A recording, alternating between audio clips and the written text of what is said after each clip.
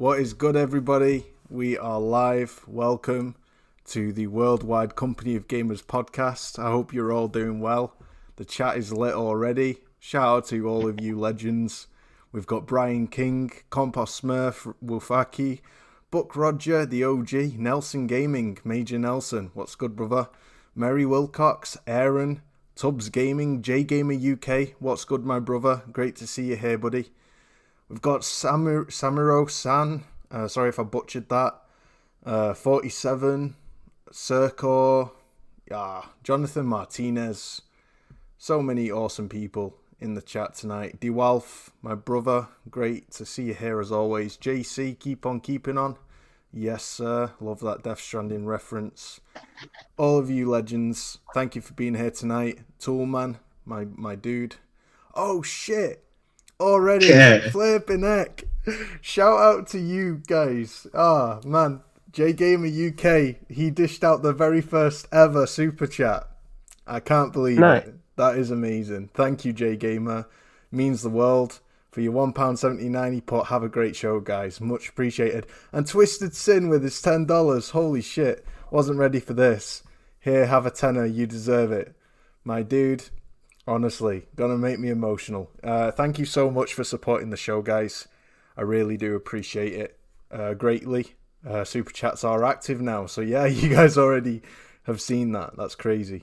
Sammy Odyssey, David Faulkner, so many chads, man. I love it. And we've got I hope panel. I expect 10%.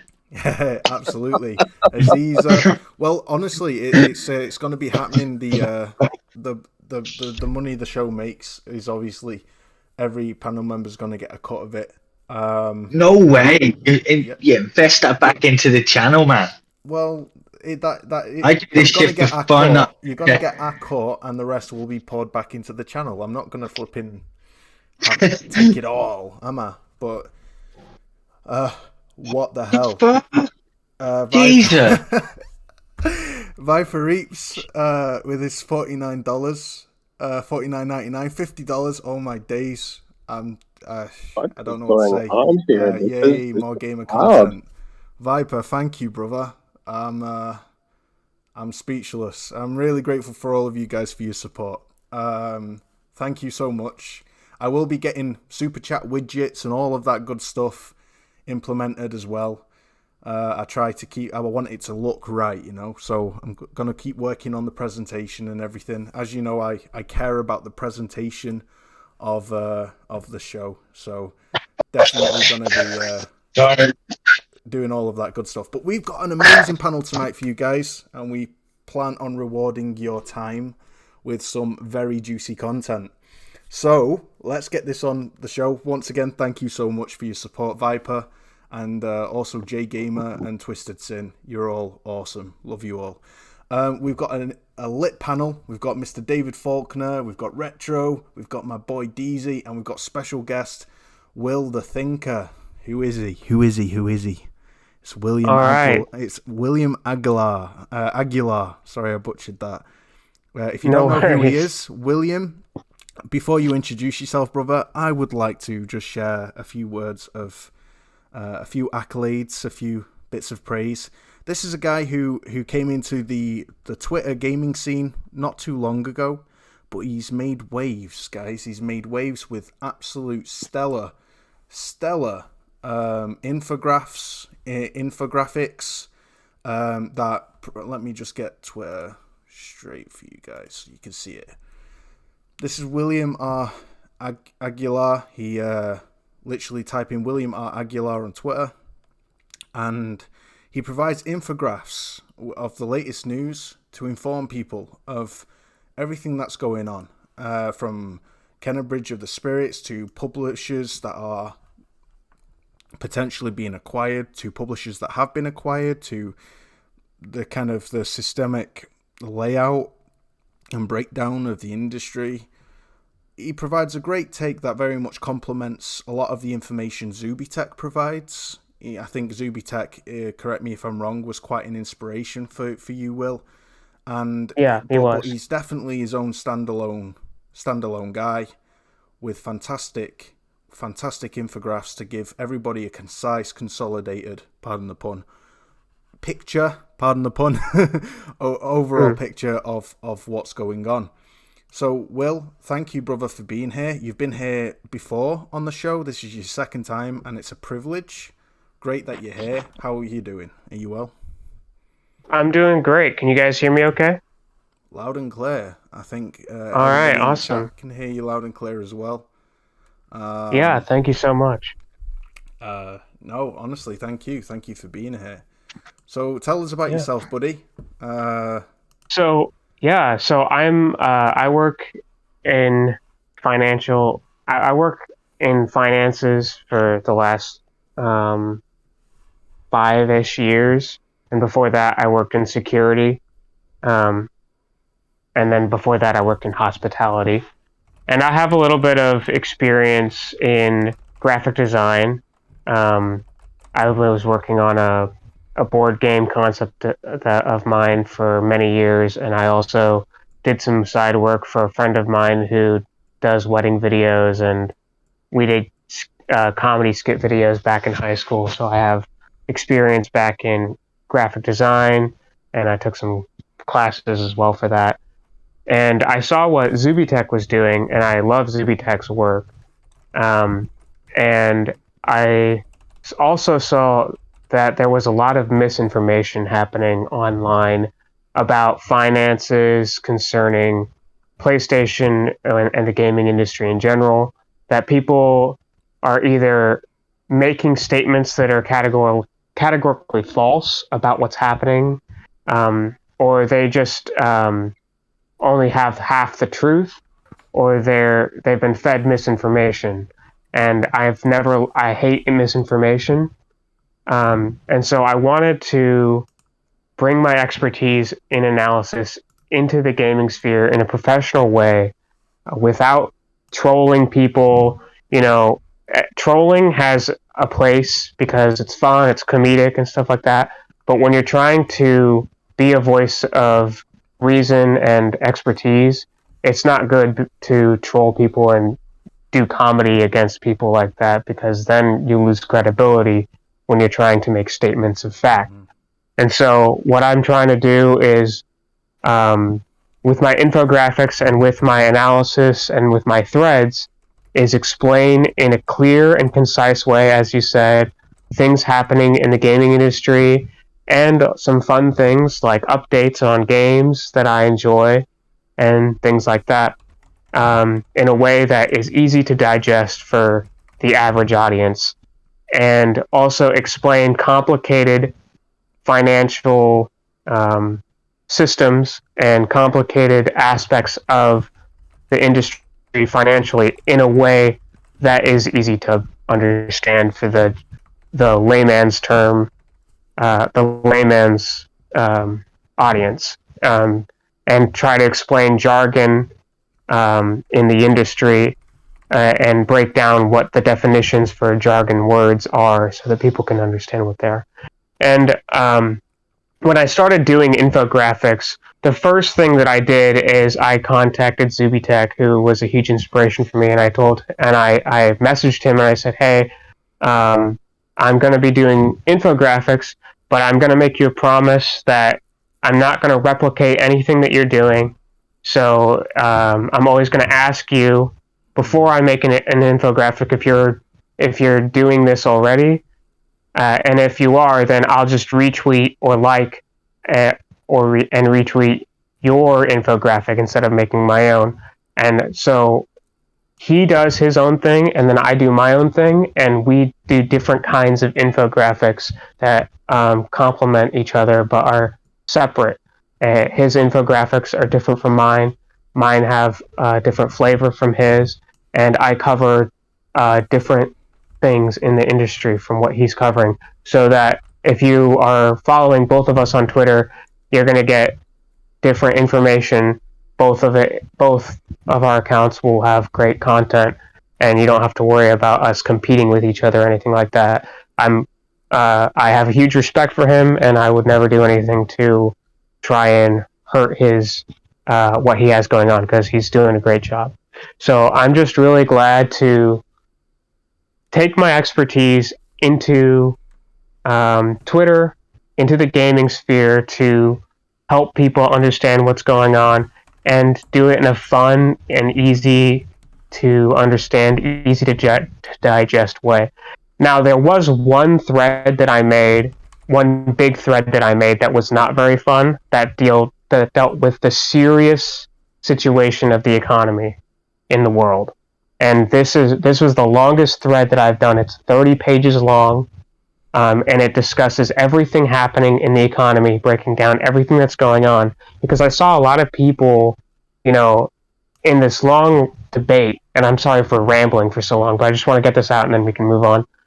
This long debate about PlayStation raising prices in certain areas and we'll people not understanding. That. Yeah, people just not understanding what is going on in the world.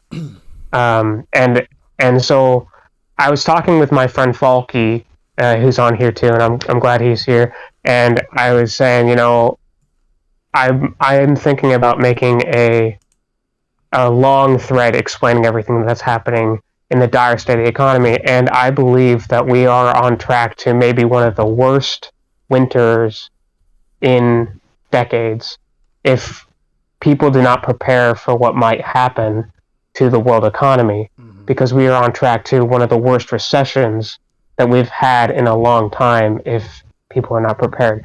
So in my thread, it's a very serious thread. I break down everything that's happening in the world economy and all the major countries that are affected and all the different issues that are happening and the prices raising and the costs of components raising and all these things. And at the end, I give a few pieces of advice for standard people, and it's kind of like a shortened down version of the advice that I'm giving to the companies that I give analytical advice to in the industry, which for them I give more security advice to protect their businesses and stuff like that. But for individuals, I gave some advice about food storage and generators and things to have it so you can heat up food if power goes out, because there's a serious threat of energy and a serious threat of there not being power in the winter, especially in Europe. And I go into detail explaining all of that.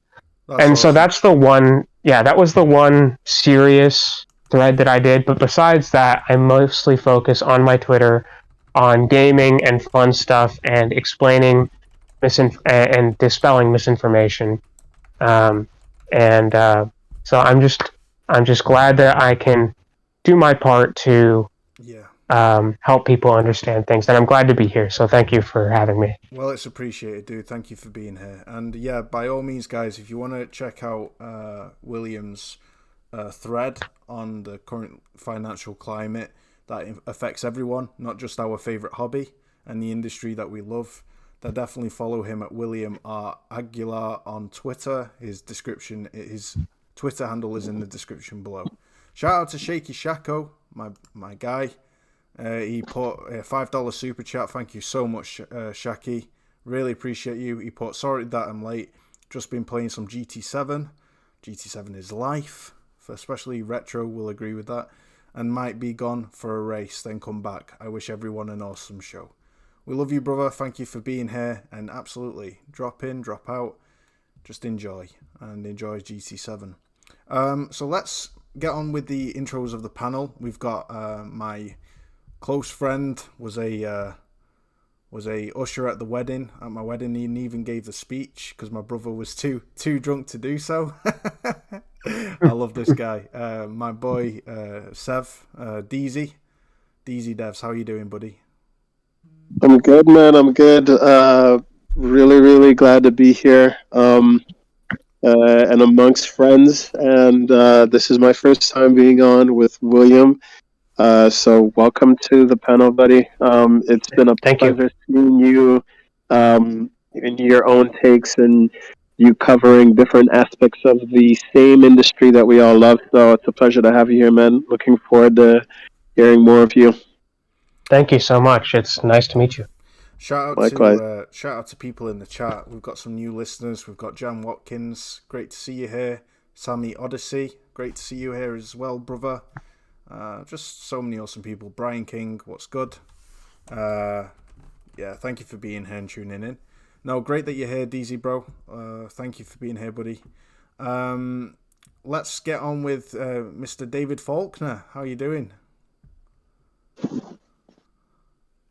Hey, yeah, I'm doing well. How are you going? Oh, mate, so good to hear your voice. I'm doing well. All the better for seeing you. Yeah, thanks for being here. You been playing much? What have you been up to? Just had the sister and her two boys here for just over a week, hanging out, having some school holidays fun. So I was playing Smash Brothers and Pokemon and Mario Kart and a few other games with them. Having a good time of it, actually. They had a blast. They just headed off this morning, so that's why I was a little bit late getting on. But yeah, no, been having a good time. Yeah. Oh, that's awesome to hear, bro. Well, thank you for being here. For those who don't know, who are new to the show, DZ, who was just talking before, he's a developer, specifically a narrative writer, and focuses on the whole design of the story of games and the world and the lore and the narration. And Folky is a financial business analyst. So we have two analysts on the show tonight. And Folky really does know his stuff. So yeah, you can expect a very meaty and gritty conversation tonight. It's going to be exciting. I'm looking forward to getting on with it. Retro, my dude, you're very hormonal tonight. Yeah, I see you in the chat. You're just oozing hormones. I don't know what you're talking about, man. I ain't got no problem with you. I'm just saying, I'm going to smash John's face in. I'm taking A. I don't understand why everyone thinks that's angry. I'm going to destroy him. Tekken 8 looks great. Which John? Yeah, Tekken 8 looks amazing. Which John are we talking about? John Dreezy? Is it Dreezy? Drazy. John Drazy. Why? What's John Drazy? What's the legend John Drazy done to anger you so much? No, he didn't anger me. He mentioned Tekken when he was talking about games that he liked. And then I asked if he was going to get Tekken, and he kind of was humming and hawing. And I said I wanted to smash his face in. Oh, and see, guys, this is proof that context really is key. It's so important. So I just told him I was going to kick his face in. Yeah. Okay. We'll get Retro a pineapple pizza. That'll calm him down. I see people in the chat. Disgusting. I don't even actually want to talk to you right now. Or David. I don't even know who you are. You keep coming on the show, and I just do not even know this guy. Anyway, give me the keys, man. I'll burn this bitch down before I leave. Love it. Make sure you lock up on your way out, mate, if you're last to leave. I love it. So, moving on swiftly, let's get on. Also, real quick, shout out to David. Him and I talk a little bit sometimes when I'm dealing with people that don't know what the hell they're talking about. And so sometimes I get into arguments, but I always try to keep the arguments like professional. And sometimes people bring information for data, for additional data that I haven't seen before, and I'm like, I don't think that helps your argument. And so sometimes I check with Falky to make sure that I'm not losing it, and he usually I think is like, dude, you're right. Everyone checks with Falky. He's a very busy man. He spends most of his time just either affirming, confirming, or amending people's takes. I love it. And usually, like, I have all the data that I can just refute everything on my own. But sometimes people will come at me with data that I haven't seen before, or stuff that makes zero sense at all. And I'm like, am I insane? There's no way. Mm-hmm. And so I'll talk to Falk, and he's like, no, that guy's actually insane. I was like, okay, cool. There's been a few of those. There was one, one last week? Old mate was making, his argument was so far away from what he should have been, even close to the right mark. And we were chatting back and forth, and we were looking at each other going, we were sort of talking to each other going, is this guy for real? He can't be that far wrong and think he's that correct, can he? Yeah. And it was just nowhere near it. It actually made us question. Blog too. It's pretty crazy because I've seen that more and more on Twitter, where there's these people who should know better spouting nonsense that you just like cannot believe what they're saying. And it's so kind of disingenuous or just stupid. You're not quite sure which it is, whether they're purposely, intentionally, like skirting around acknowledging the actual nuance and the context and the facts of the issue, and just after clicks, or whether they honestly don't know what they're talking about. Either way, I'm glad that I've got such an awesome panel of people who do know better to kind of consolidate with and talk with and kind of get to the bottom of shit with. So, and that's exactly what we're going to do tonight, fam. So we've got quite a very juicy list of subjects that we're going to be covering, from all the latest outrage from the that you've been reading on Twitter to the latest kind of update and news on what is looming around the corner for the industry. Be prepared. It's quite, dare I say, ominous. It's a little bit spooky, but I think you know, it's things are changing whether we like it or not. And all we can do is hope, and it's evident that Sony is, especially Sony from what I see, is adapting and adjusting to counter kind of and exist and survive and do well despite all the changes that are happening in the industry. But we'll be touching on that. We're also I want to spend 20 minutes, guys, and this is important. There's a bit of bullshit going around on Twitter. I know, shocker, right? It's hard to believe. But I want to hear you guys kind of talk about it and share your views on it. But there's a bit of misinfo on several topics, a little bit of, dare I say, kind of fake outrage, or sincere outrage, but just very, very silly outrage, over a list of things that I just want to take 20 minutes for us to address. First of all, clauses. Now, if you guys aren't in the know, if you're like Buck Roger, who stays clear of the cluster fudge that is Twitter, there's a lot of outrage over clauses. I know, right? It sounds silly when you say that, but clauses have existed since business began. And it'll be interesting to hear from people who are in the know as to how all of this works, how clauses work, because people are absolutely losing their shit. I shit you not, they are losing their shit over Sony having, wait for it, parity clauses and right of first refusal clauses. And these are clauses that all companies have, and they do one thing, and they do not do what a lot of people think they or are claiming they do.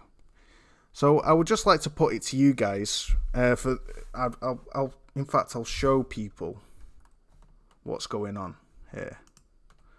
I'll get Twitter up for you guys to see the situation unfolding. So this was leaked. I say leaked. This was posted. I added the little fingers here for people to see that point to important parts. But no, that wasn't the one actually. This one was posted by Xbox-centric media outlets and fanboys and people who should know better. And I mean literally like names in the industry who should know better, was posting this screenshot of a parity clause, parity clause. That list that Sony had listed. The same thing happened last year with Capcom, with Resident Evil Village, if I remember correctly. But once again, a year later, people have forgotten, and they've brought it all up again. Here, there's a documentation listing a parity clause that basically means that basically says over a period of 7 years, the games that are made for this platform, whatever game this clause is written for, or whatever publisher this clause is written for, the games that they produce will have technical and feature parity to other platforms, including competitive platforms, PC, and mobile. Okay? Now, people are running with this and claiming that Sony pay to make games worse on other platforms. And I just wanted to hear from you guys before I give my 2 cents. What's your take on this?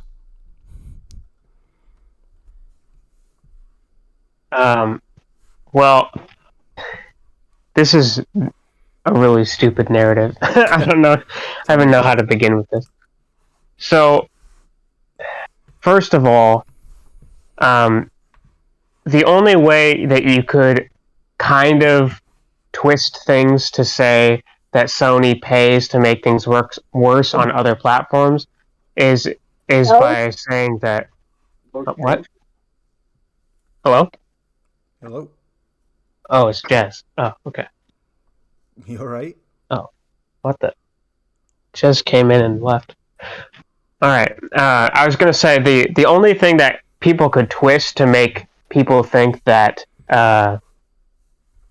that Sony is paying to make the game worse on other platforms is by saying that because Sony sometimes pays for exclusive DLC on certain games, but that's not what 1.4 is talking about. That's what 1.5 is talking about. 1.5 is talking about how Sony sometimes can get exclusive DLC for the game. 1.4 is actually about that. Well, if they have exclusive marketing rights to a game, that any time DLC goes to PlayStation, but not to other platforms. But also, besides that the game will actually be equally as good on all platforms. Mm-hmm. You know, that's what technical parity is. So that, you know, obviously PC you can scale things up, you know, but that's not really what we're talking about here. Well, I was actually going to mention that. Yeah. Is that, you know, the fact that it mentions PC and mobile literally defeats the entire argument that a lot of the community on Twitter, the fanboy community, are making out. If this was speaking of resolution, actual graphical fidelity, and frame rate, then PC would be locked at the same specs and same performance as the console, because PC is literally listed in this clause. It's evidently not talking about resolution, graphical fidelity, or frame rate. And a specific point to focus on is here, where it literally says subject to material platform limitations. So that explains perfectly reasonably why PS5 or should I say Xbox Series X is superior to the PS4 version of a game that's included in this clause. Because competing platforms can have a game take advantage of the hardware to the fullest and not break that clause. Either better resolution or better frame rate. Yeah, absolutely. But materially, the actual features in the game are the same across all platforms, unless in 1.5 PlayStation pays for exclusive DLC. But that's not what 1.4 is about. 1.4 is about all the content is the same for all the platforms, unless PlayStation pays for exclusive time DLC.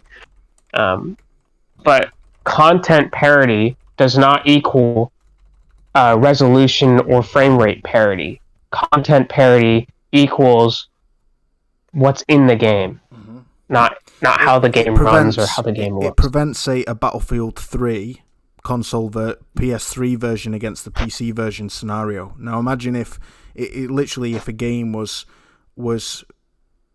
for example, I want you to imagine a developer makes a game, it's multi-platform, it's released on multiple platforms, and one game gets complete technical support and attention, but the other game isn't receiving it on the other platform because, say, the competitor has paid for the devs to only improve, add patches to and updates to and technical fixes to, like servers. Technical fixes to their platform's version of the game.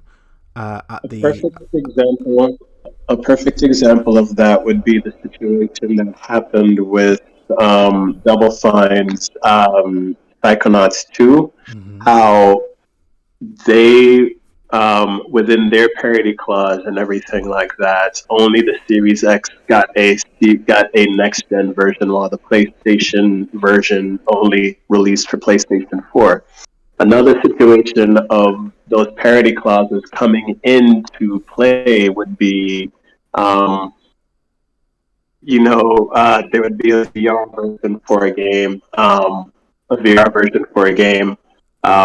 Hellblade, or the Hellblade getting Series S and Series X upgrades, even though the game released first on PlayStation and everything like that. Now, being them under Microsoft, they have new priorities and parity clauses that they have to abide by. So these 1.4, as you said, is mostly about feature completeness within. So every game has the same features across the board. This works in place if a company, if a first party publisher has marketing rights and distribution rights and advertising rights for a said project, for a said thing that they're sharing the brunt of the funds and promoting, that they're going to ensure that even if it's on a competing platform, it is going to share feature complete parity in terms of, does the game run well, does the game perform well, and does the game come with every feature that it's supposed to come that matches everybody else. 1.5, the stipulations on that, meaning that, hey, in the rare cases that we do decide to incentivize our platform, that incentive does come with a limited time offer of claiming extra certain things for a year, or however long that thing comes with. And we saw that with Call of Duty during this era, and we saw it with Call of Duty during the 360 era when Microsoft did that as well. So yeah, exactly. Facts, DZ. And if you look at Xbox's parity clause, it says pretty much the same thing. Competitive platform product subject to platform limitation, exactly as the same as written in Sony's clause with its publisher, with Capcom, and it literally says to have at least the same features and parity of content on as any other corresponding version. So this is like you said, DZ. It's not speaking about, and the fact that PlayStation's literally lists PC and mobile. It kind of reiterates this isn't talking about visual or performance quality. It's talking about having the most complete version of the game that is fully that is optimized to all reasonable effort to run consistent with other releases on other platforms.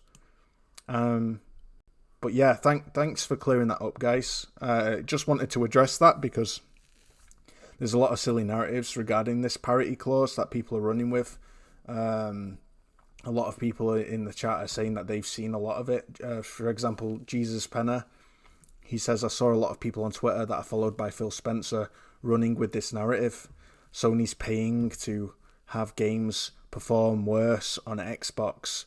And they're actually paying to have the games perform the same. Basically, it's actually It's in essence protecting the game from being undercutted in terms of like having a demographic of people like left on the side, whilst one game continues to receive ongoing support and technical support, and the other is neglected. It literally stops this basically means practices. Yeah, this basically means that whenever there's like a 1.6 update, right, that 1.6 update will apply to PlayStation and to PC and to Xbox at the same time. Exactly. So there's not very many games that have crossplay, but let's say, for example, there was a game that had crossplay between Xbox and PlayStation. That would mean if there was no parity clause, then Xbox could have update 1.6, where PlayStation has 1.4, and they would be screwed because they wouldn't have the same thing. But the parity clause makes it so that Xbox and PlayStation both get the update as close to the same time as possible, so that when they play in crossplay together, they're playing the same game with the same features, with the same updates, with the same buffs and debuffs and all that stuff. Yeah, big facts. So I'm looking forward to hearing Folky's thoughts on right of first refusal clauses, because this is another clause that's been labelled against Sony. Honestly, I shit you not, guys. Like this entire people are losing their minds, and the shit that we're seeing being spread in terms of just the absolute anecdotal bullshit, in terms of like misinformation and just claims against what Sony's doing, that people who should know better are running with as well, is worrying. It's very worrying. And I hear Folky laughing in the background because he knows exactly what I'm talking about. But I just want to give you guys a little illustration. No, before I do, I want to hear Folky's thoughts first. Folky, this right of first refusal clause, could you explain to us what it is and the outrage surrounding it? Yeah. I thought we hit this one. I thought we put this one in the ground a month or so ago, but anyway, comes back again as it does. The right of first refusal. So if you contract somebody to build you something, make you something, supply you something, whatever it is, right? You put a contract in place for that, and it's to supply, but it's not necessarily to own straight up, right? So in this instance, it's putting games into streaming services or subscription services or exclusivity deals or whatnot. The back end result of that is that when it comes time that deal finishes and to recontract or to make changes, or the time period's expired, the person who holds it at that point in time usually gets right of first refusal. It's like buying a house or selling a house or building a house after you leased it for a period of time, or business buildings and stuff like that.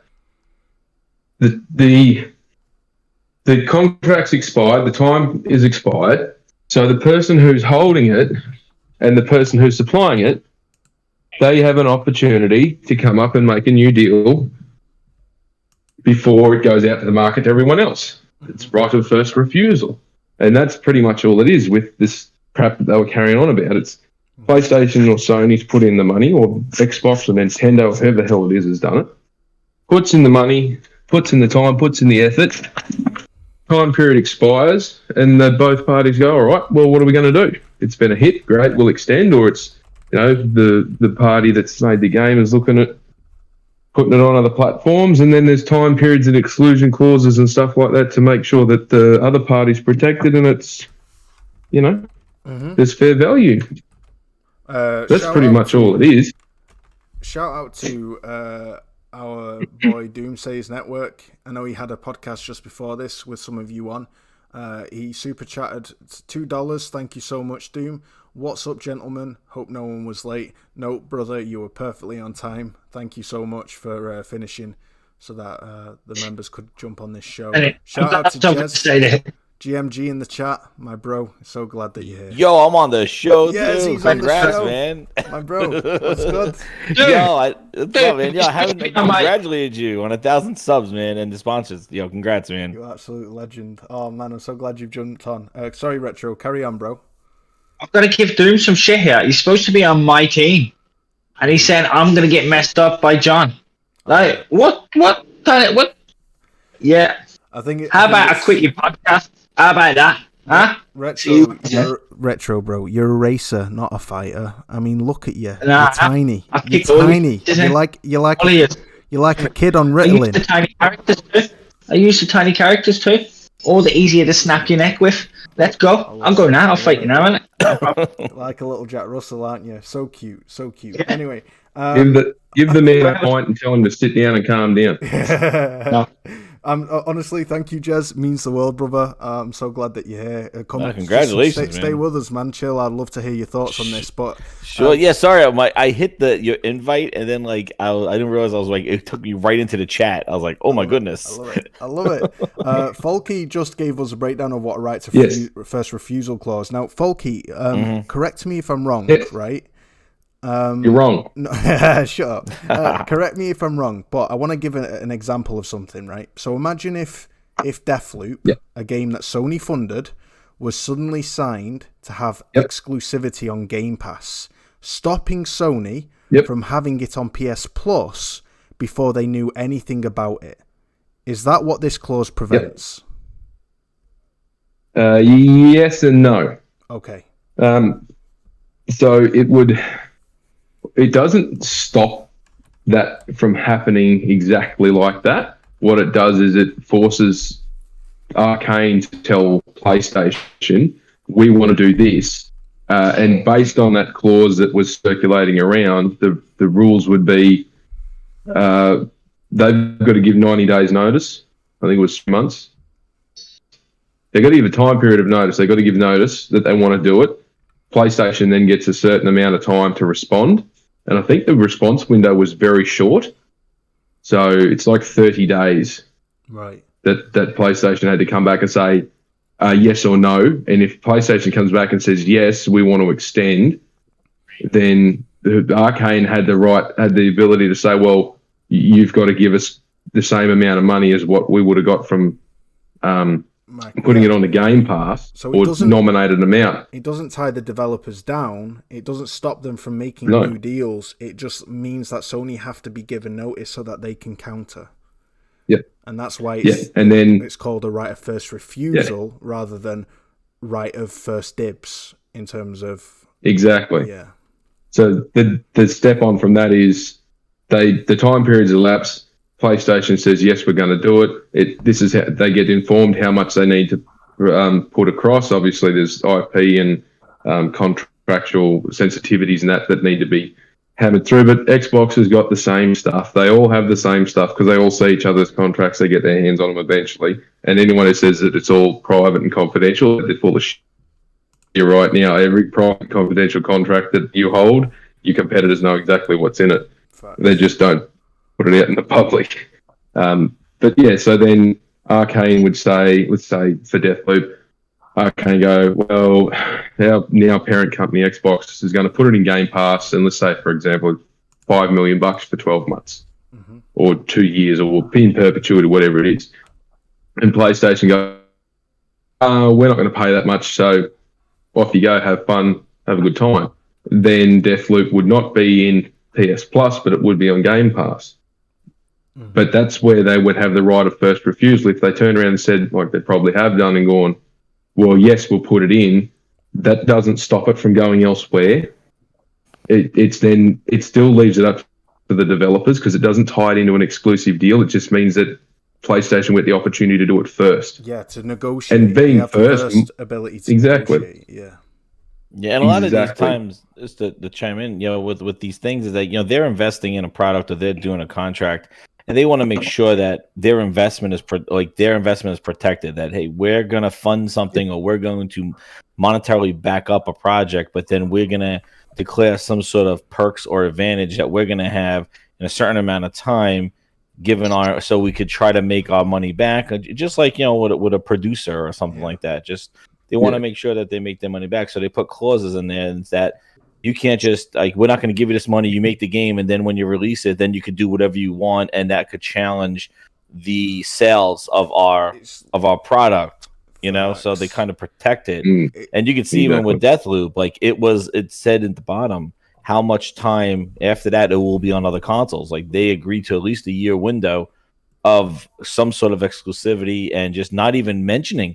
Like that's the other thing too. I'm surprised in a lot of Sony's negotiations that there is no PR and no news to even suggest that it's going somewhere or how it's going to go somewhere. Like they give them almost like a gag order. They're just like, hey, you're not going to say where this is going to be or even mention its existence possibly on any problem else.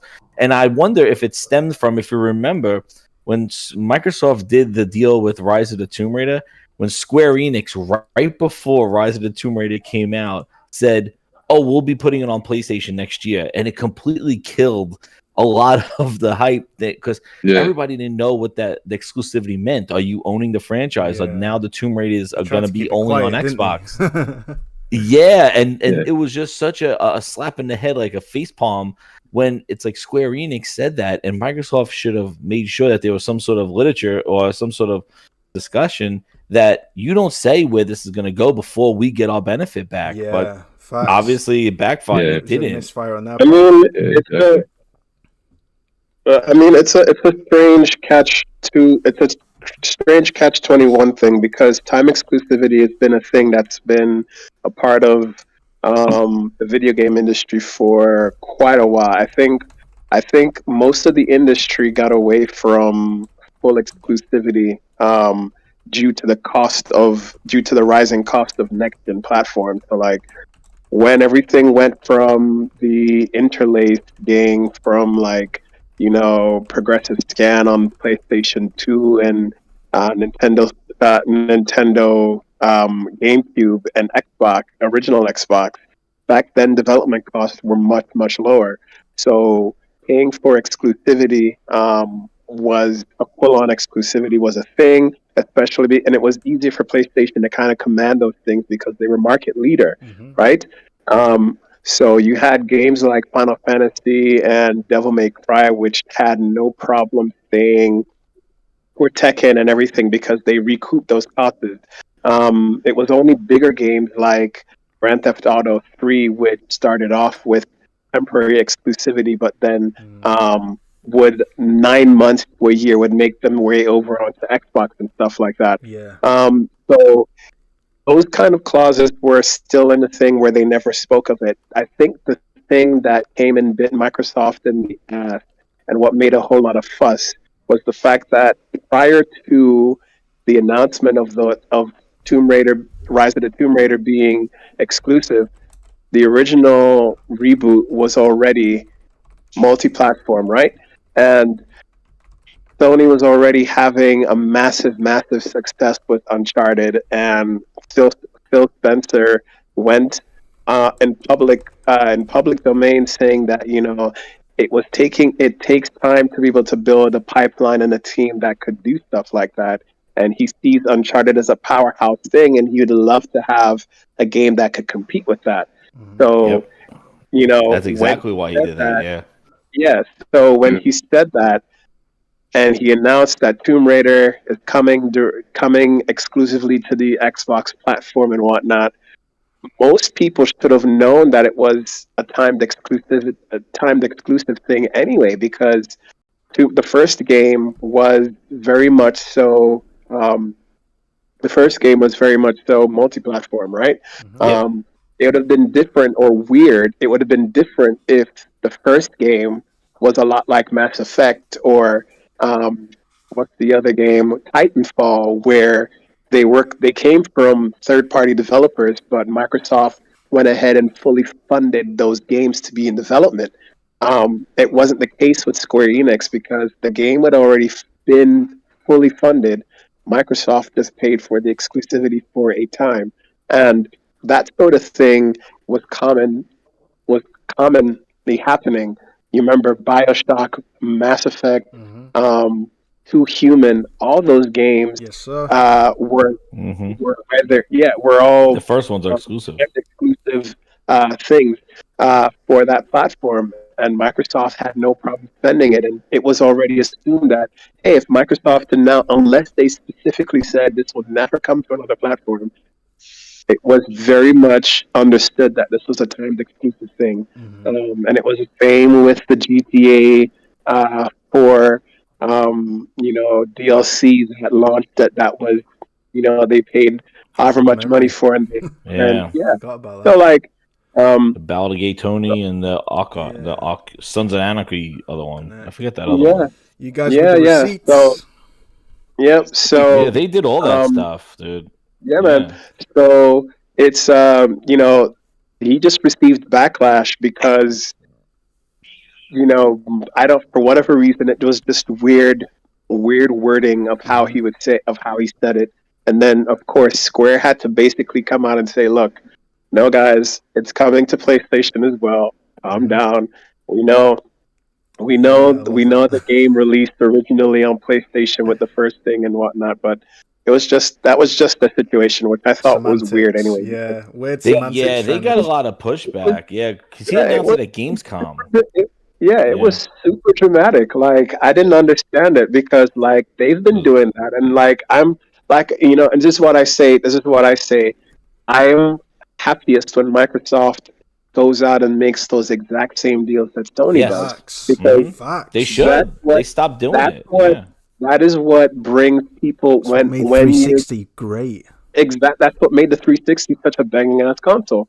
Gears of War was the product of a second party partnership of a second party deal. Dude, what about the Call of Duty maps?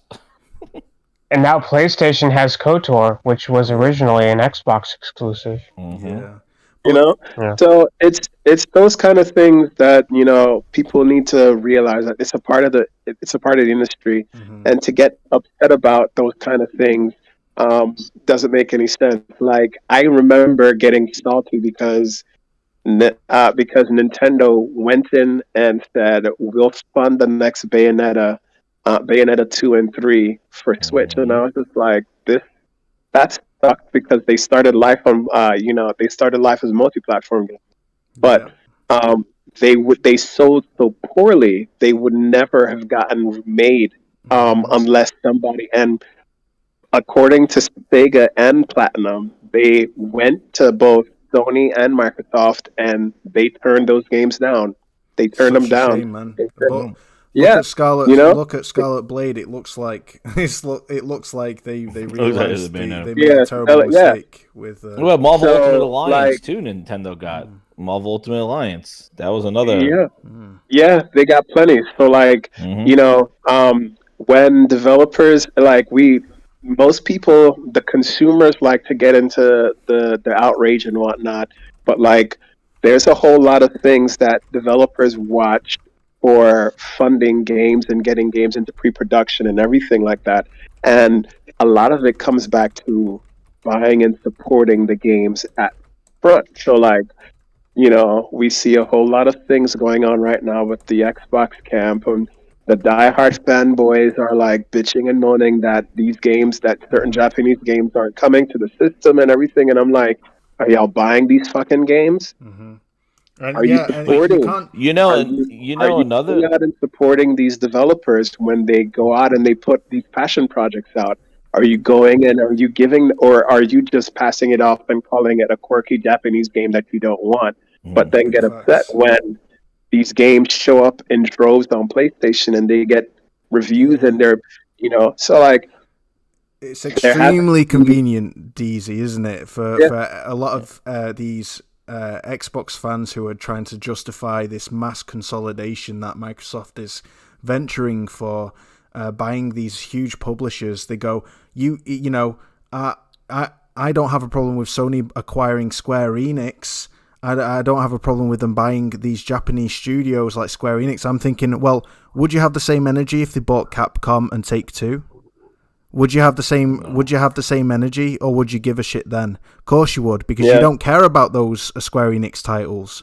You don't. But you didn't buy them. Well, you know what's funny is that all of a sudden now, in order to get what we just spoke about, those timed exclusives, that curation of hey, I want that on my platform. That's something we don't have. A Tomb Raider. Let's get BioShocks and approving these kind of games. Know what's incredible is that Sony, and even Nintendo and Microsoft did not have to own these whole entire publishers in order for that to happen. So why are we at the conversation now that they need to buy publishers in order for that stuff to happen? They never. You don't need to. They didn't with Gears. Sony did not need to. Yeah, exactly. They didn't buy Epic to get Gears. Sony did not buy Bethesda. I think that was the biggest. That is the biggest fallacy in this whole situation. When you look at how Sony got Deathloop and Ghostwire Tokyo, while Microsoft was buying the publisher, Sony got 2 timed exclusive games, pointing out that you don't need to buy publishers in order to get games to your platform. So this whole, they want this Microsoft buying spree to be a win. It's not generating games. Nonetheless, it's not bringing new games to your service to your platform, because you were getting all those games anyway. Call of Duty, you were getting what is it? The Starfield. Starfield was coming to Xbox, regardless if they own Bethesda or not. The key difference is, Jez, they weren't getting them to Game Pass because it's not profitable, they would have to cash out at their own loss. They would have to spend big dollar at their own loss, paying these publishers to put their games day one onto a subscription service. That's because it's a loss leading sole driver. Yeah, exactly. Yeah. It's a loss leading. That's the sole driver of this whole thing. Exactly. Retro, and that's the unfortunate thing with it. Doomsayers gave us a $1.99 super chat. Thank you so much, dude. Retro is the horse jockey. I love it. He's re-quoting me from last show where I called Retro a horse jockey. That's like jealousy to me. Sounds like jealousy. Poor Retro. I called him a horse jockey, Ritalin junkie. Poor guy. I'm sorry. That's only because I called you Tombstone. You big-headed freak. I know. Me and my big fud. I love it. Skyward Sword 11. He put, first time listening, glad to hear some common sense. Thank you so much, dude. Honestly, it means a lot. Kind words like that. We try to keep this show a source of reasonable information that's founded on credible sources. So we've got industry professionals on the panel, we've got passionate gamers on the panel, and together we kind of make sense of the cluster fudge that is the current game industry optics and the things that kind of people run with and narratives and outrage. Well, we try to address all of that. So thank you for your £2, mate. It means a lot. And thank you for watching. Glad that you're here. So yeah, to sum up that whole parity, I think DZ and Jez and Folky kind of summed it up perfectly in terms of not parity, in terms of the first right to refusal clause, or right of first refusal clause. And I'll just say this before we move on. If you really think that companies that invest a shit ton of money into a game, so like Sony did with Deathloop and Ghostwire Tokyo, for example, it shouldn't be protected from another company making the devs an offer without the knowledge of the investor who funded the game, who put money into the game, right? To take that game away from the one who funded it. If you don't think they should have that knowledge that an offer has been made and not be given the ability to counter that offer when they're the ones who put money in it, then you're either trolling or you're just outright stupid and you have no idea how reasonable, completely logical business investments work. It's about protecting investments and making sure they yield optimal not results, but optimal chance of getting results, that it's fair. And that's what these clauses exist for, not to kind of the same. It's funny because the same clause existed when Bungie broke away from Microsoft, and Microsoft had Microsoft basically made that thing. They verbalized and made that clause public when Bungie announced it, and they said they would have first right to refuse on whatever IP that they come up with as a part of the partnership and everything, and they would have the ability to counter whatever argument any other publisher made. And when Bungie said that, oh yeah, we're breaking away, we're starting our own thing, and we're we're working on we've been working for quite some time on a brand new IP, and we want to, this brand new universe was going to be on multiple platforms. Microsoft basically said, yep, we honor the whole thing, but we do get first right to refusal and everything. So we get to negotiate. They do get to negotiate their terms of everything, and if they see it as viable or not, then they'll pass away and everything. And ultimately, Microsoft said, no, you guys could go on ahead and make your partnership with whoever you want because we have Halo, and we're going to go stick to making Halo and doing whatever that is. And so, these clauses exist, and they're a way to guarantee that the company gets a fair ability to leave themselves profitable, but also a fair thing for their ecosystem to flourish, and whatever that they've invested in, they get the most out of it, and the company doesn't get lowballed, and that's just it. So. Big facts. A shout out to Aaron _ in the chat. He, bless him, he really is. He's reaching here, but he says that Sony put MLB The Show onto Game Pass. I'm sorry, Aaron, you're wrong there. Sony never published the game for Xbox. MLB did. So Sony published the game for PlayStation. I'm not sure if it's on PC, and they did it for PC, but part of the license agreement from MLB was that MLB would have independent publishing rights, and Sony either could agree to that and still develop the game, or turn that contract down. And all clauses stipulated therein. It was a choice that they made, and they decided to make it anyway for the fans and to continue to release the game onto PlayStation. But they never published the game.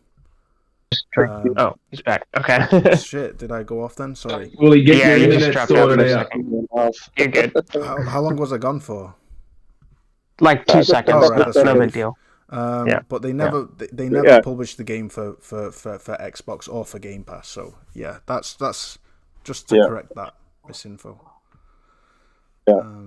Yeah, for that guy in the thing, as Wooly was saying, that was definitely Sony was the sole distributor for that game. They held the license, but the MLB Commission, they now took control over that, and they renewed the developer license for Sony. And the terms of that, like he said, was that Sony would continue to be the developer, which means that they would still continue to gain revenue from that because they're the developers of it. However, their publishing rights on PlayStation, Sony would be the publisher for it, and then once the game would go fully multi-platform, which it did last year, with it now showing up on the Switch, or this year with it now showing up on the Switch, and then last year with it showing up on Xbox. The Switch version and the Xbox versions are published wholeheartedly by the Major League Baseball Commission. Facts. Yeah, I mean, Aaron, you can semantic it however you like. He's doubling down. He's doubling down on this line of reasoning. You know, that's your prerogative, bro. But the facts are the facts, and do what you will with it. We've explained it. Moving on. Thanks. So, sorry. Hang Folky, on. Go for it. Folky, go for it. Sorry. I'll shut up. I've been waiting here with my hand up for the last 20 minutes, patiently. Oh, shit. I'm so sorry. I thought you meant you had your hands in the air, like celebrating Sev, like what DZ was saying. Like, yes, preach. I didn't realize you had your hand up. I'm sorry. No, that's what I did mean, but I want to put a full stop on your summation, if I may. Facts. There's all these people that take these snippets and post them on Twitter and all the other socials, and they talk like they think they know what they're talking about. First and foremost, in every contract that is worth a damn in any of the Western economic regions and most of the Asian regions, I'd say like 80% of the economically developed countries. So we're talking about over 150, 160 countries here, right? The contracts have a clause at the start that say this contract must be read in full and whole for it to actually be understood. So if you're taking snippets and clauses out here and there without reading the entire contract, one, you can't make any claims or statements of fact around what exactly it is that contract is there to do. We've provided commentary on what we've experienced those clauses as professionals do, because that's what we've experienced. But for people who have no idea about contracting law to stand there and put their hand up and say, this is fact, that this is how it works, bullshit. You don't know what you're talking about. Shut up. Calm yourselves down. Don't speak about shit you don't know about. The other thing that a lot of people completely forget, and this is something that does drive me up the fucking wall. Let's go. It's a drive me up the fucking wall run. I love it. A contract. A contract cannot override legislation. In any developed country that they exist in, where contracts are used as part of enforcement of business, you cannot contract your way out of legislation. So, like Australia, the UK, the US, most of the EU, parts of Africa, parts of Latin America, parts of Asia, most of Asia actually, you cannot use a contract to get around the competitive consumer legislation that exists in those countries. So it doesn't matter how many people want to sit there and say PlayStation has forced this and forced that and all the rest of it. If it's an anti-competitive practice and it ends up in court, the first thing that the courts will do is they will go, right, where's my red pen? That clause is no longer valid, there's your contract back. Because that's how those courts work. They'll take a contract, they'll read through it, they'll actually strike through parts of the contracts that make no sense or that are against the legislation pieces, or that are favouring one party over another at the exclusion of the third party in some cases, and they will just run lines through it and then they'll rewrite it on the spot and say, there's your contract, that's what you'll work to. And there's no recourse. Once the court has done that to your contract, you cannot go and argue against it. And it's the same with all this other crap around, PlayStation's paid for this and Xbox has paid for that, Nintendo's doing that. So if it's anti-competitive, the authorities will deal with it because all contracts have to be registered. So somebody at a registrations office that is part of a regulations body has read the damn thing and it's been registered. And it's been notarized and it's been signed off and it's been given the okay. We're not talking about your little backyard second-hand car dealers here. We're talking about multinational global conglomerates that have massive legal departments that work on these things day in, day out. There's people that have 30-year careers working in this stuff that are running these divisions. If you're going to sit there on Twitter and go, oh, this is an anti-competitive practice, or, oh, this isn't fair, and look at the big bad guys, the criminals, just shut up. You don't know what you're talking about. Sit down, shut up, move on. Preach. Big facts. Big facts, dude. Shit. Preach. You're so sexy, Dave.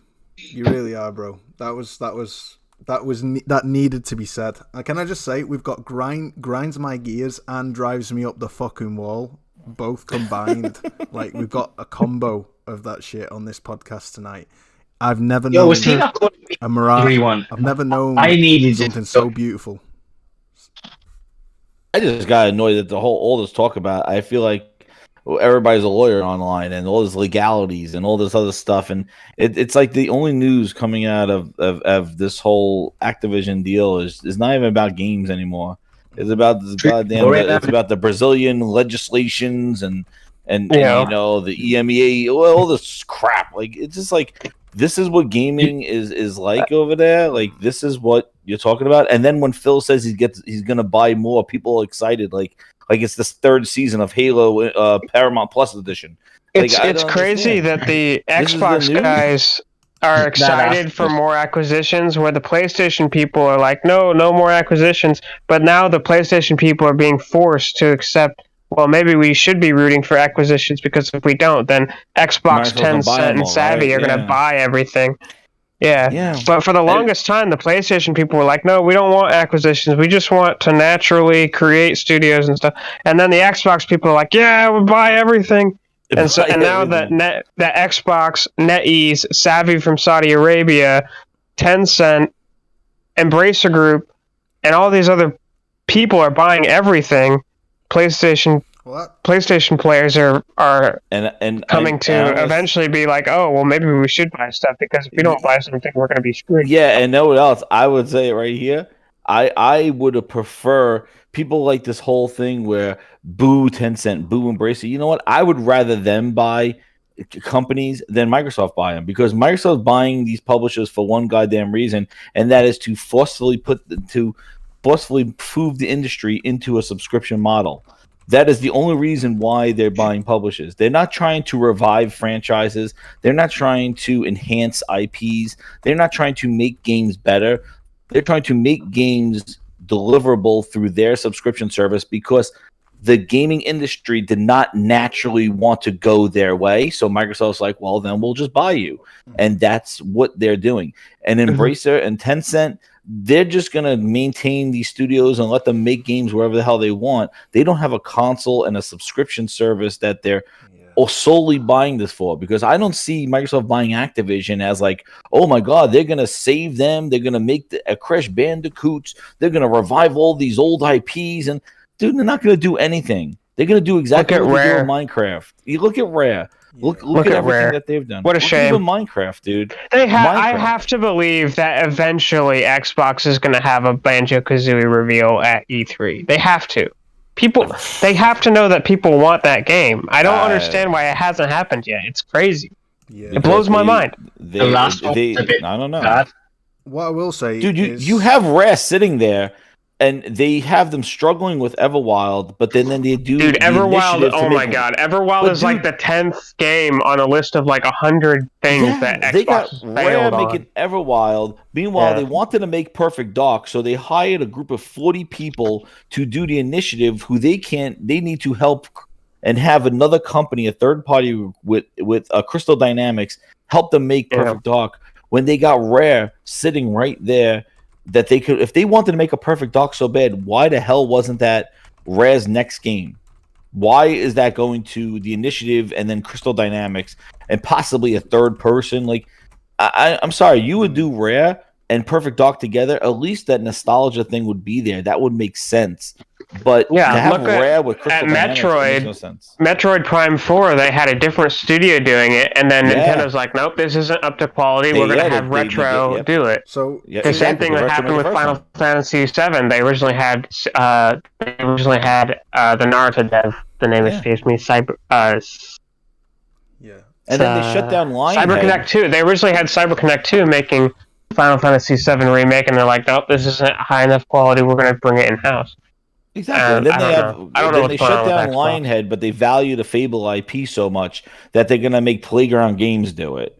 But they shut down Lionhead. If they valued Fable so much, then why would they shut down Lionhead during that time if Fable was a franchise that they wanted to have? Like, remember Fable Legends? Yeah, they didn't know what to do. That was like the next game that was a huge disappointment after Scalebound.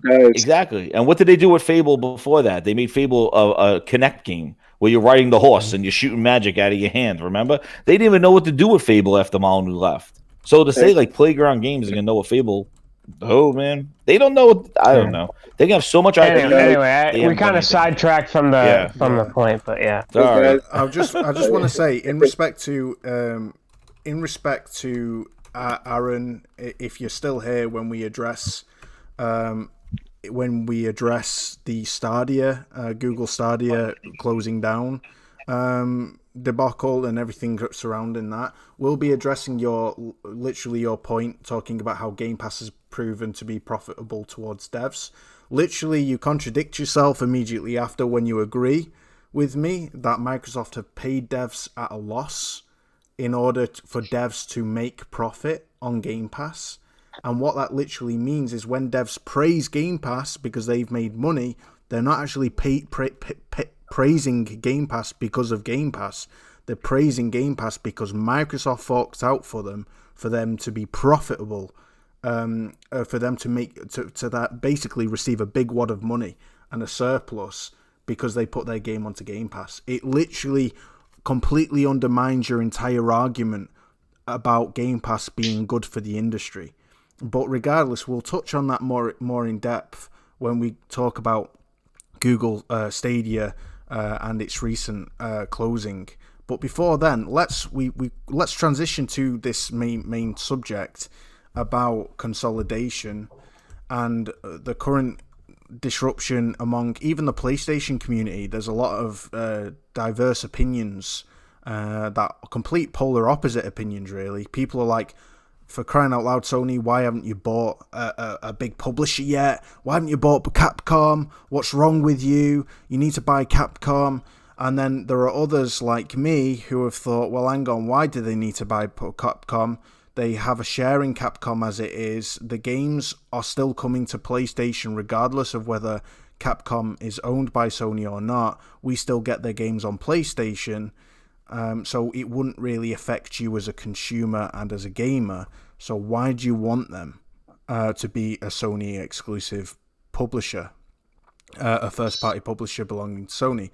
But I wanted to hear from William and others as well on the panel, Folky and DZ and Retro. I don't think I'll be able to give my view on this because I actually kind of got to bounce, right, guys. No problem. All right, man. No problem, I really DZ. appreciate hearing what you had to say today. Yeah, you had a mic drop moment before, DZ, and Folky was like, preach in the chat. Honestly, it was great hearing your take, and thank you for being here for the time that you no be. problem, guys. I would be here much longer, but I definitely do have to bounce. So it was nice to be on the panel with everybody. Well, once again, welcome, man. I look forward to having you on again more. Phil, Retro, I love you, man. David, it has been a pleasure listening to you lay the smackdown. When you said every time you tell people to shut up because you don't know what they're talking, because they don't know what they're talking about, I'm like, okay, Dad, tell them. But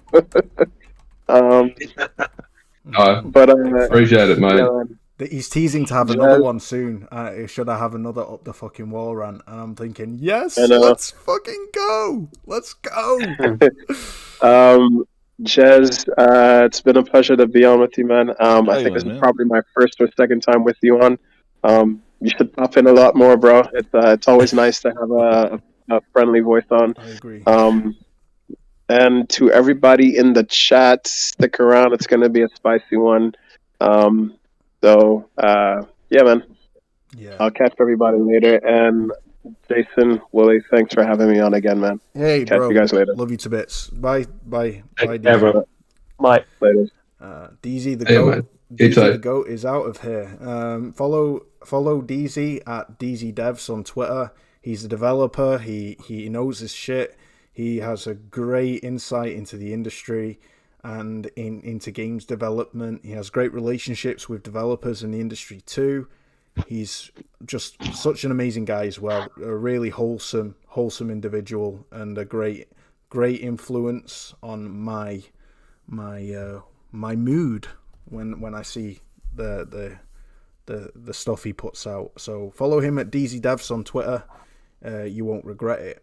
So thank you, DZ. Appreciate you. Carrying on with this whole should Sony buy Capcom and etc. I've seen already a great mixture of comments in the chat. Shout out to Brian King. He was like, "That was me, by the way. Why haven't you bought Capcom yet?" I love that. Shout out to you, sir. I have a few things that I want to say about. Let's go for it. Stuff going on with I'm gonna nip AFK very quickly, but I'll be listening. But you speak. I'll be right back in like 30 seconds. All right. So some of you might have seen a couple days ago, the Saudi Arabian company Savvy Games listed that they have $13 billion set aside to buy specifically an industry-leading publisher. This has brought a lot of ire to several people, like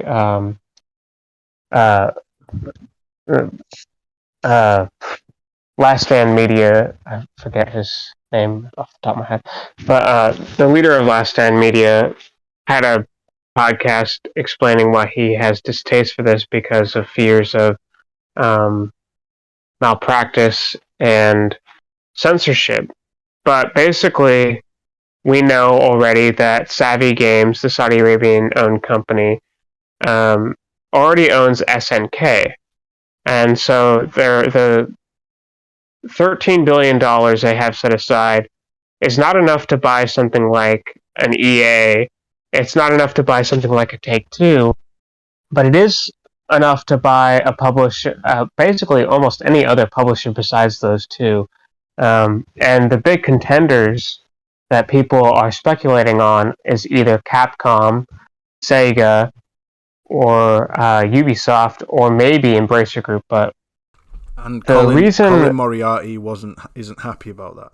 Yeah, Colin Moriarty is not happy about it, and he had a portion of his podcast explaining why, and he goes into detail about his worries about the fact that Savvy Games, the Saudi Arabian company, is owned directly by the leadership of Saudi Arabia, the actual prince himself. So I'll let him speak for himself if you want to watch his podcast when it comes out to the public, or if you're subscribed on Patreon you can watch that yourself. But a lot of people are speculating, and I don't know this for sure. I'm just saying a lot of people are speculating that that Savvy might be buying Capcom, and the reason why is because a while ago, there used to be the Capcom versus SNK crossover games, and their games, their mascots, their IP are very similar to each other, so they work well together. If they combine into one company, they could basically merge easily. But it might not be Capcom. It could be almost any other publisher. But we do know for a fact that one of these publishers is going to Saudi Arabia's Savvy Games. And $13 billion is what they have, and that's enough to basically buy anyone except for EA or Take-Two. Well, can they get through the So that's what I was going to ask. I was going to ask David about this. So we know that there is such thing as protected companies in Japan. And the way that protected companies work is that it's not impossible, but it's really difficult to buy a company in Japan via. It's very difficult for a company outside Japan to buy a Japanese company, and some of the protected companies are ones like Square Enix. Now, you might ask, well, how did they buy SNK? Well, I've heard, and I haven't looked into the contract on this yet, but I've heard that they bought SNK before SNK could have been labeled a protected company. But I wanted to ask Falky on if it's possible for Saudi Arabia Savvy Group to even buy Capcom, and additionally, I'm pretty sure that they own a certain percentage of the stock of Capcom, that they have a partial investment in Capcom already, if I remember correctly. Yeah. So, Falky, do you know anything about this? Can you enlighten me a little bit? Yeah, so SNK, Savvy got SNK after SNK was bought out by a Hong Kong-based company. So they didn't have to buy them directly out of Japan, because when it was sold to whoever it was over in Hong Kong, the original deal was there was a percentage investment, and then it was subsidiaried, and then because it was only a small time and the government at the time wasn't as focused on things as they are, it basically got sold offshore to the Saudis. To the Hong Kong company, then they bought it from there. So, but the other part to it is, and sorry, my mic's just dropping in and out. The other part to it is that they'll have a much easier time buying something out of America or Europe than that's what I thought. They will do out of Japan. And I'll quickly explain why. When you try to buy at the moment with the current, or has been for the last sort of 5 or 6 years, for a foreign investment organisation actually buy outright anything and own privately anything in Japan that's currently a listed company, they've got to go through 2 different sets of regulators. So they've got to go through the Tokyo Stock Exchange market regulator and get the approval there, and then they've got to go through the Investment Review Board, or Japan's version of the Foreign Investment Review Board, and get the approval there. Now, at either stage, so you got to go through both of them, but you can't do them at the same time. You've got to get one to do the other. So there's a time lag there. And in both of those, there's an opportunity for anyone from any public input to come in and say, we don't think that's in the best interests of whatever, right? And mainly of Japan, right? Because Japan doesn't want to lose their companies. Yeah. No. So there's those 2 steps first. If you can get through both of those steps, it still needs ministerial approval from either the treasurer or the finance minister. That's where that happens. Okay, gotcha. Yeah. So the tricky bit there is, for the 2 regulators, anytime something happens... Sorry, you right? Yep, all good. Back. Yeah, so with the 2 regulators, there's a very strict process that goes through, and if they don't like the outcome, they can challenge it in the federal court in Japan. If it gets to the minister and he says no, that's it. There is no argument in court. There is no recourse, no try again, nothing on that particular deal. If the minister says no, that's it. The only way you can challenge it is to challenge that the minister actually didn't have the right to make that decision.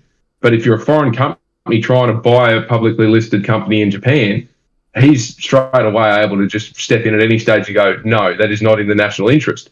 The other thing, too, to consider, you've got the big six Japan publishers and you've got Sony and Nintendo, both domiciled in Japan. At any stage, Sony or Nintendo could because they're both major companies that are on the national or the federal commission for business in Japan, talking to the minister all the time. At any stage, they could pick up the phone and go, hey, that's not in the national interest.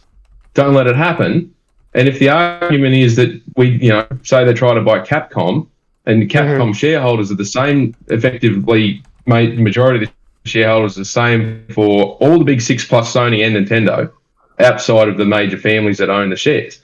If it's just that the major family shareholder at Capcom's trying to get out of it, and they want their money, Sony or Nintendo could go, yeah, well, we'll just buy that percentage, or we'll dilute the share percentage, or something like that. So to get foreign ownership, especially with China is almost a no-go because of their government's interactions at the moment. But American or Middle Eastern trying to buy a Japanese stew publisher, not going to happen. I can just about put the nails on it and say it will not happen because the ability to scuttle that deal is so big, and it doesn't require reviews from anyone else. So the FTC and the CMA and all that doesn't matter. They need to have ministerial approval in Japan. It's the same in Australia and some other European countries, and especially Commonwealth countries like Canada and Malaysia and all that. The minister has the final say on investments in foreign investments within the country, and in places like Japan and Australia and Canada, the minimum amount's like $50,000. So if he says no, that's it. Right. So if we take Capcom off the table, then we really cut down the list of publishers that Savvy could be after. They're after esports centric kind of publishers, which Capcom seems to be the most feasible because it's literally, Capcom versus Marvel, etc. They've got a whole host of fighting game character rosters and for esports. Well, if they can't get Capcom, as Falky explained, then it would be Warner Bros. For Mortal Kombat. There's also 505 Games. There's Ubisoft.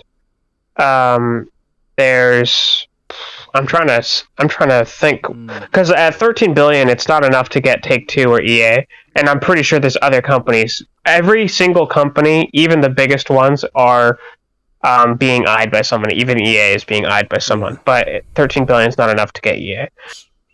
So there's 505. There's maybe Ubisoft. There's maybe WB Games. But besides that, there's Embracer Group. They could just get Embracer Group because that would be the biggest one. Just a quick one. Shout out to Twisted Sin for saying bye to us. Twisted, thank you so much again for your support, brother. Thank you for your super chat earlier. It really meant the world.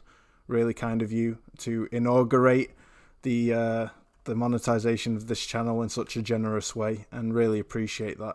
Thank you. And just have a good one. Appreciate you, Twisted Sin. Have a good one. Thank you for being here and watching. I think it's a whole. Go on. Sorry, Folky. I'll just clarify what Will was saying. Embracer Group's not going to sell because of how that thing's structured. Now, when they say they want to acquire a publisher to lead the charge, they don't have to buy them outright. 12.5% to 15% shareholding of any of the majors is enough to give them effective control or joint control. So, and Tencent's employing a very similar strategy, and the comments that came out, Tencent's going to ramp up their acquisitions and they're going to get aggressive. They don't hold a platform, so they will rely on PlayStation and PC and Nintendo and all the rest of it. So if they're trying to achieve something specific, and this is kind of where I go, Savvy want to go after esports. What did Sony and PlayStation just done in the last 2 years? They bought Evo, they've got the PSVR 2 coming, and they've got a platform there ready, right for the picking. Well, if Savvy want to compete against PlayStation, they're cutting their nose off to spite their face. They'd be better off to invest in things and go in with partnerships to try and these are really smart business people. They don't fool yourselves. These guys aren't taking a stab at something like others have. These are really, really shrewd, smart business people. And they'll know a good partnership that'll bring them both along. So I wouldn't say that they'll go and take something away from PlayStation, or they'll go and try and snap something up that will detract from probably one of their biggest platform partners, because they need them. And esports is a big thing, and PlayStation's betting big on esports, and one of their most recent purchases was around esports. So, I don't think, from my perspective, Embracer Group's definitely off the table, because Embracer Group's doing something different. Tencent is employing a similar strategy, but not as aggressively. But Tencent's got very different reasons, as I've said on Twitter the other day. Tencent, because they're CCP backed, there's certain things they can't do in America and other countries because of limitations on Chinese companies. So they need to go and buy into other companies to actually get into those marketplaces. But they're buying in at percentages that give them guaranteed supply, or gives them a guaranteed in to develop those partnerships. But yeah, I think you're on the money with the esports stuff, definitely, and with who they might be looking at. Especially since Warner Brothers is now worth 4/5 of fuck all. So but I wouldn't discredit some of the smaller sports developer studios from being snapped up. EA is not looking good financially either, so they might pick up a 50% stake. They might take a 25% stake in EA. And they might go halvesies with someone, It's not out of the realm that EA gets snapped up in a partnership agreement between PlayStation, Tencent, and Savvy. I'll read out 2 super chats real quick. Firstly, we have Nelson Gaming, Major Nelson. Thank you for your $5, brother. He says Faulkner is like the finishing move no one kicks out of. I love it. You couldn't be more spot on. And also, shout out to Ghost in the Garage Gaming. He sent a super chat, but he didn't come through for whatever reason, saying, "What's up?" I'm not sure how much for, but Ghost in the Garage Gaming, I really appreciate it, brother. Thank you so much for your super chat.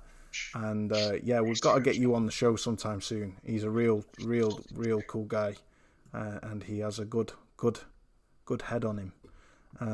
He uses his noggin. Hey, it's popped up. It's popped up $20. Flipping heck. Thank you, Ghost, for the super chat, brother. It means a lot. What's up, Wally, and the chat, for your $20 super chat. Appreciate you. There it is. Thank you so much. Folky, you bang on the money, bro. I think William is bang on the money too.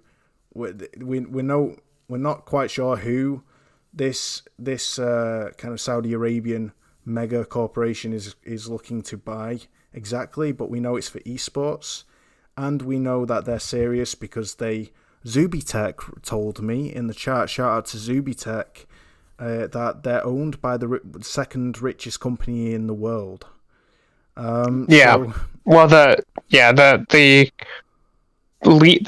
Basically the prince or the king of Saudi Arabia owns Savvy, or is the leading shareholder of Savvy. He's a primary oil distributor, right? Yeah. So he's the it's how they do their investments overseas when they have to do legitimate style investments. So they can print money and do what they like. Here's a question, right? Because we know oil talks. I mean, oil is the dominant reason that wars happen, right? Can their leverage of oil influence, as in terms of bribe and off the record, just have leverage over negotiations for them to do basically pretty much whatever the fuck they want when it comes to the gaming industry? Or does China not really care for the oil of Saudi Arabia and Japan? Sorry, is that kind of all separate, or would they be able to basically say that's a separate? Oh, that's It's a separate issue. That's a really separate issue. Energy supply. What's a good way of putting it? I mean, for regulators to pass it through, nation regulators who have the interests of the totally company. Separate. Oh, that's good. Well, that's they're totally separate things, and it's when the regulators have to go in and review these sort of things, and they look at just the market in isolation. They don't look at the broader impact. But if you're trying to do a deal and basically holding one industry as leverage or blackmailing against a different one, the regulators will probably kick you out of the country. Flipping it, right? Well, that's a relief that regulators aren't subject to bribes. Exactly. I hate to be a pain, but I'm going to have to get going in a minute. All right, Folky. All right, man. I really appreciate talking with you. It's been great. You too, mate. Keep it up. You're doing well, eh? Doing fantastic. Thank you. Yeah. Thank you so much, man. You're doing very well. Waves. Finally, your thoughts, Folky. Should Sony buy publishers? Do they need to? Look, my position on this has always been controversial. The game supply is the number one issue for Sony, and at the moment, the game supply is no problems. You look at how many new games hit the platform. Look at what Shuhei's doing with the indies. Look at what first parties are cranking out. You just look at what Zuby and William would say the same thing. You look at the job advertisements and was it Media Molecules over 120 now? Sucker Punch is over 200. All of the studios have expanded like double. It's insane. So Fire Sprite's got 5 games going, and there's 600 plus devs Fire plus Sprite's whoever. huge. Fire Sprite is low key gonna blow people away because of how big it is. Yeah. So they were the first parties Nixus too, like porting those on PC games as well. Yeah. So the first party stuff is phenomenal, and they're getting I talk about saturation point with first parties. How many different absolute banging first-party games do we want to come out in a year? 3 or 4 is about the mark, because you give them a couple of months each, and then all of a sudden 5 or 6 is the maximum. And you look what happens with Horizon Forbidden West and Gran Turismo 7 and something else, that they all first-party games came out within a few months of each other. And it was everyone was screaming, "Oh, stop it, we can't keep up, there's too much going on." And then you have things like third parties with Elden Ring and some of the other games, and all of a sudden there's this massive hit, and then there's a bit of a lull, and then there's a massive hit and a bit of a lull. I don't think, for the way PlayStation's working with their first parties, I think they're going to get the hit right with a couple of months or 2 very different types of games going out at similar times. So I don't have any issues. The supply is not an issue. They're getting plenty of supply. You look at the Japanese, I rattled off in a DM to someone a month or so ago. The amount of games that are coming to PlayStation just out of Japan alone, I think I got up to 20 that are confirmed from 10 different studios, including the big 6 publishers, that are working on games just for PlayStation. Just for PlayStation. That's not all the multi-plat stuff. Just for PlayStation. There's up to 20 big AA to AAA games coming out of Japan. And yet people still go, PlayStation doesn't support Japan. Saw what happened to TGS. Look at all the indie stuff that's coming through from there. It's insane. You got China Hero Project, all the shit that, we're going to be talking all the stuff that's coming out of Europe. Yoshida's love letter to indie devs. Yeah, I agree. Content is the amount of content that they have, and I think they have a great balance of it. I think they have strong indie support. They even have not only their first party and then buying developers to make games. Like they're buying the developers like Haven Studios to make a game. These studio acquisitions are actually going to produce a game. It's not this big umbrella of a company that you're going to buy and wonder what's going to come out of them. And they're making new games nonetheless, like new IPs, new games, party. And they get the second party deals as well. Yeah. I'll just jump in on the back of that because you touched on an excellent point. And I'll use the Activision deal as an example. That $70 billion is not going into that company. That $70 billion is going to the shareholders. So once Microsoft buys it, they've then got to put the money in to develop the games. It's the same with any other acquisition. They have to spend the money to acquire the business and then put money in. Now, what's PlayStation doing and Sony doing on a whole is really, really smart strategic investments. They're not going out and buying, like with FromSoft. They didn't go out and buy FromSoft and then have to find the money to build the game. They went and put a small amount of money in to help fund their next project, which is guaranteed to come out on the console, on the platform, and it cost them 4/5 of fuck all to do it. They do the same with all the Japanese publishers. They're doing it with like they did with Haven. They're doing it with Deviation. They're doing it with all these little ones where they're putting in seed capital, see what you can come up with. Yep. They put strategic amounts of money in, and they're getting good returns out of it. Like you said, everyone said, "Oh, but there's the $7 billion. That's the end of it. That's Microsoft's one." I'm like, for $7 billion, PlayStation could do 100 games. Exactly. 100 games in 4 years for $7 billion, and that you sit there and say, "Oh, what's Bethesda produced for Xbox so far? 2 PlayStation exclusive games. They finally got their first game on Game Pass this month, and they're still 12 months away from having anything, and it'll be 3 years since they bought them." Yeah. So and that's another good point. Yeah, I'm just saying, like, another thing is that they have so many games, they could spread the love. Like, they could put some games on PC later on because they got sequels and other ones coming. Like, if you were just playing one game and it's the game that that they made, like that's the thing. Microsoft doesn't have a lot of quantity in their first party at all. Like, they haven't. But Sony has had quantity. Like, they're dropping 3 and 4 big games a year. Like, it's going back to Ghost of Tsushima, going back to Death Stranding. Like, they've been doing this consistently for the last bunch of years of just so they have that. Yeah, exactly. And they have that backlog of games where they could just say, "Hey, put that on PC while we make these other ones." Nick says, "Port over Spider-Man. We're doing Spider-Man 2, Wolverine, and who else knows what else? Studio Bend. What are they working on?" And they still have a whole bunch of first party that you don't know. Secondly, they got the second party deals, like with the Knights of the Old Republic. Just next year, Final Fantasy, they got 16 Rebirth and Final the Final Fantasy 16 and Rebirth. They got the Forspoken deal, which is another kind of deal. They didn't have to buy Square Enix, not yet, or publicly. They might buy them, but they don't have to. Not now. Yeah, they don't have to now. They don't have to. They got 10 Square Enix games coming to PlayStation. 10 Square Enix games coming to PlayStation in the next 6 months. 3 of them are exclusive, and they've had to put in maybe 100 million. Yeah. There's no legislation that we're talking about now going, "Oh, well, Square Enix games legislate." No, the games are just coming to us as games to play, and that should be the most important thing. Yeah, the games. And then on top of that, Wooly, on top of all that we just talked about, they got VR, and they're getting support for VR, already VR games, which is a whole nother avenue of brand new games. Is coming to PSVR, and that looks amazing. Coming to play.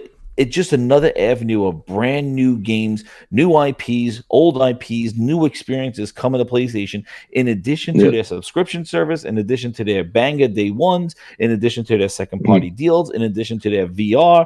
And it's just multifaceted. Don't forget mobile. Don't forget mobile. Everyone craps on about PlayStation needs to do a new handheld. They did the Brokeback, whatever it's called.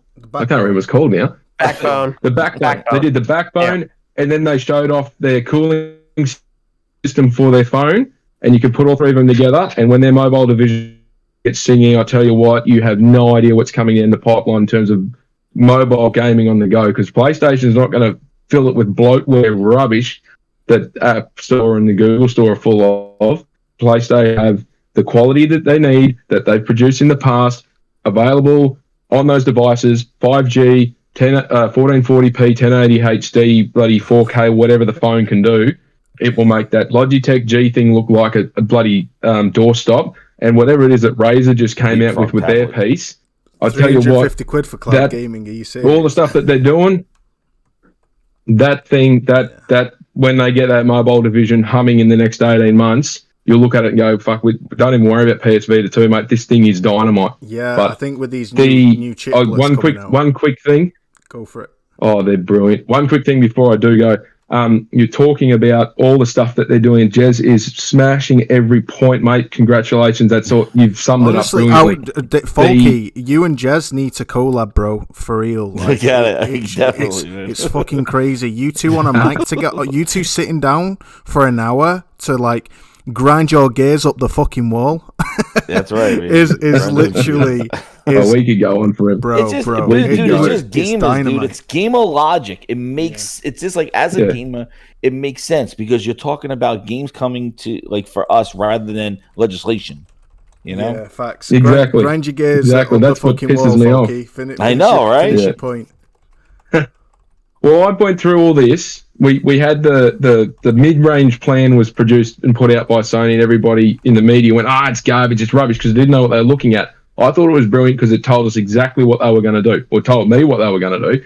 And a week or two ago, I was having a Twitter exchange with, can't remember who it was now, but I actually took the snapshots and I said, look, they're not abandoning consoles, they're increasing this. They're not doing this, they're doing that. I went through the very specific things that they said they are going to do, and they're not lying. They put it out to the public because it went to their investors. Mm-hmm. And the investors are the ones that are going to give them the cash to make sure this happens. So they went through points by points, and I answered all the questions and all the rest of it. And then it was, great, take it on board, happy days. 2 days later, same person, same complaint. And I was like, why did I even bother? It just go and place and go. And talking to someone else yesterday, they're carrying on about this. And I said, look, I get so fed up with them carrying on with all this crap. I don't care. I'll scroll past it on Twitter these days. Just let it go. If they're going to be idiots, let them be idiots. Just stop talking about it. Go and play some fucking games. Anyway, I got to go. I'll leave you on that note. Thanks for having me. Love you, bro. Mic drop. It's a pleasure, bro. Thanks, guys. That was David Faulkner. Enjoy. I'll see you later. Appreciate you. That was David Faulkner, financial business analyst, and I'm proud to say a panel member of the Worldwide Company of Gamers podcast. And fucking hell, are you not entertained? Are you not entertained? You know, the level of insight that this panel brings, it just needs, there is shit that just needs to be fucking said. And thank you, Folky. He definitely called that backbone controller a broke back controller, didn't he? Yeah, broke back controller. I freaking love it. That's hilarious. We got to rip into him over that. Folky with his broke back controller. Oh my days. Start gonna make memes out of him with a broken back. Yeah. 100%. But yeah, you can follow David Faulkner at Folky87 on Twitter. His details are in the description below. Do follow him. He is essential for insight, perspective. I'm sure William would back that up, as well as Zuby Tech. For sure. Yeah, he's great. Yeah. Now, Jez, like you were smashing it with Folky as well. Scott Rayner says, honestly, you two, mate, you have this symbiosis. You need to seriously kind of get him on your show. We'll do. I'll get him on the grindhouse. I don't know if I do it too late though. Yeah, I got to do my early show. Well, the later the better for him, because our show starts at 6:00 his time in the morning. So. Oh, gotcha. Okay. So yeah, that's very good. Australian made. It's a different kind of time zone. Yeah, got him. But yeah, I think it's 7:00 now because his time's moved forward. But definitely get him on. You two would just create fireworks. We'll do, man. Match made in heaven. The matchmaker will. So any of the rest of the panel here, Retro, Will, Jez, does Sony need to buy Capcom, Square, etc., etc.? I think Folky hit the nail on the head. It's about protecting the games, the stream of games, and it's protecting the games, making sure they come to the platform.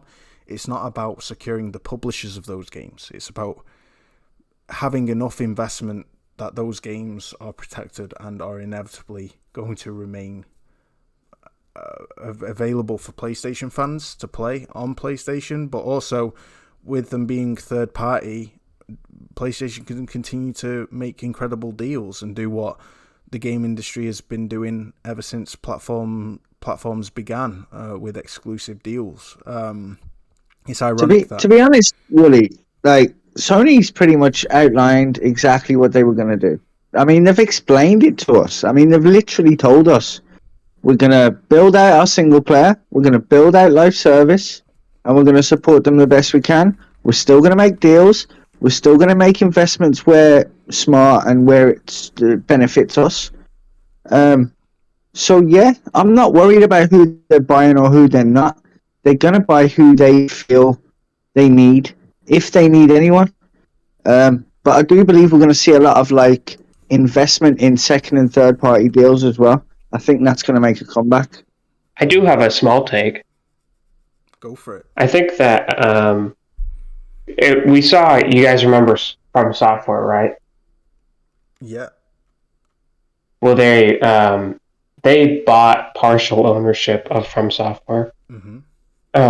I think that it's possible they might not buy all of Square Enix, but they might buy partial ownership of certain studios in Square Enix, like Creative Businesses 1, 2, and 3.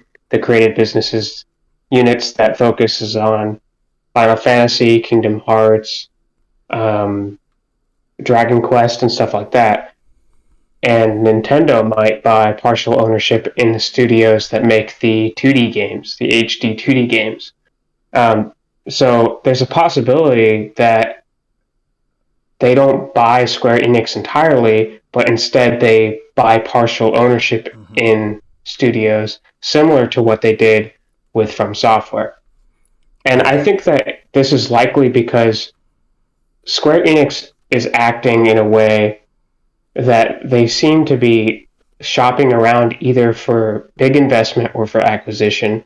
This was clear when they sold off the Western studios. And then in their latest financial report to the investors, they said that they are open to selling partial ownership to their studios. So this is what makes me believe it's possible that Sony might buy partial ownership of Square Enix's studios that deal in Final Fantasy, and Nintendo might buy partial ownership in the other studios that do 2D games.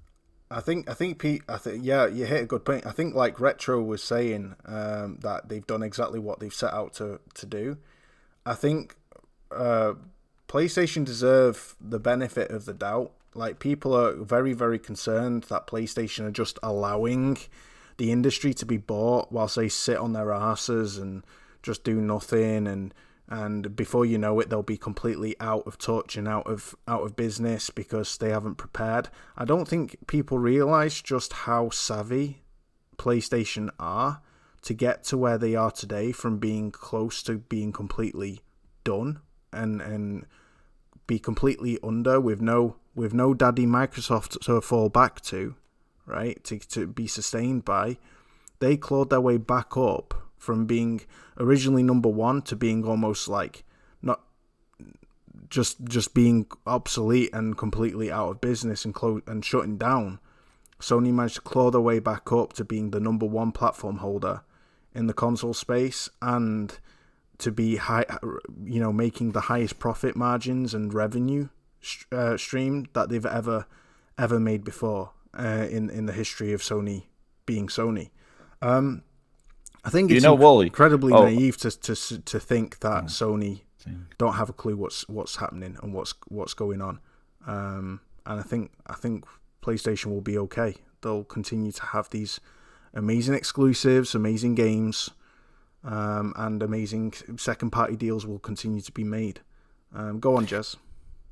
Yeah, what I was gonna say is, like, I think as of now, I think that's exactly what you were saying. It would be fine, and in the gamer's eyes, I think I think Sony is definitely positioned fine. They don't need to be buying publishers, but I do think if this Activision deal goes through, and I think it probably will, I think that is going to create such like almost like a black hole effect of just like, and I think that might pivot strategies of these other companies.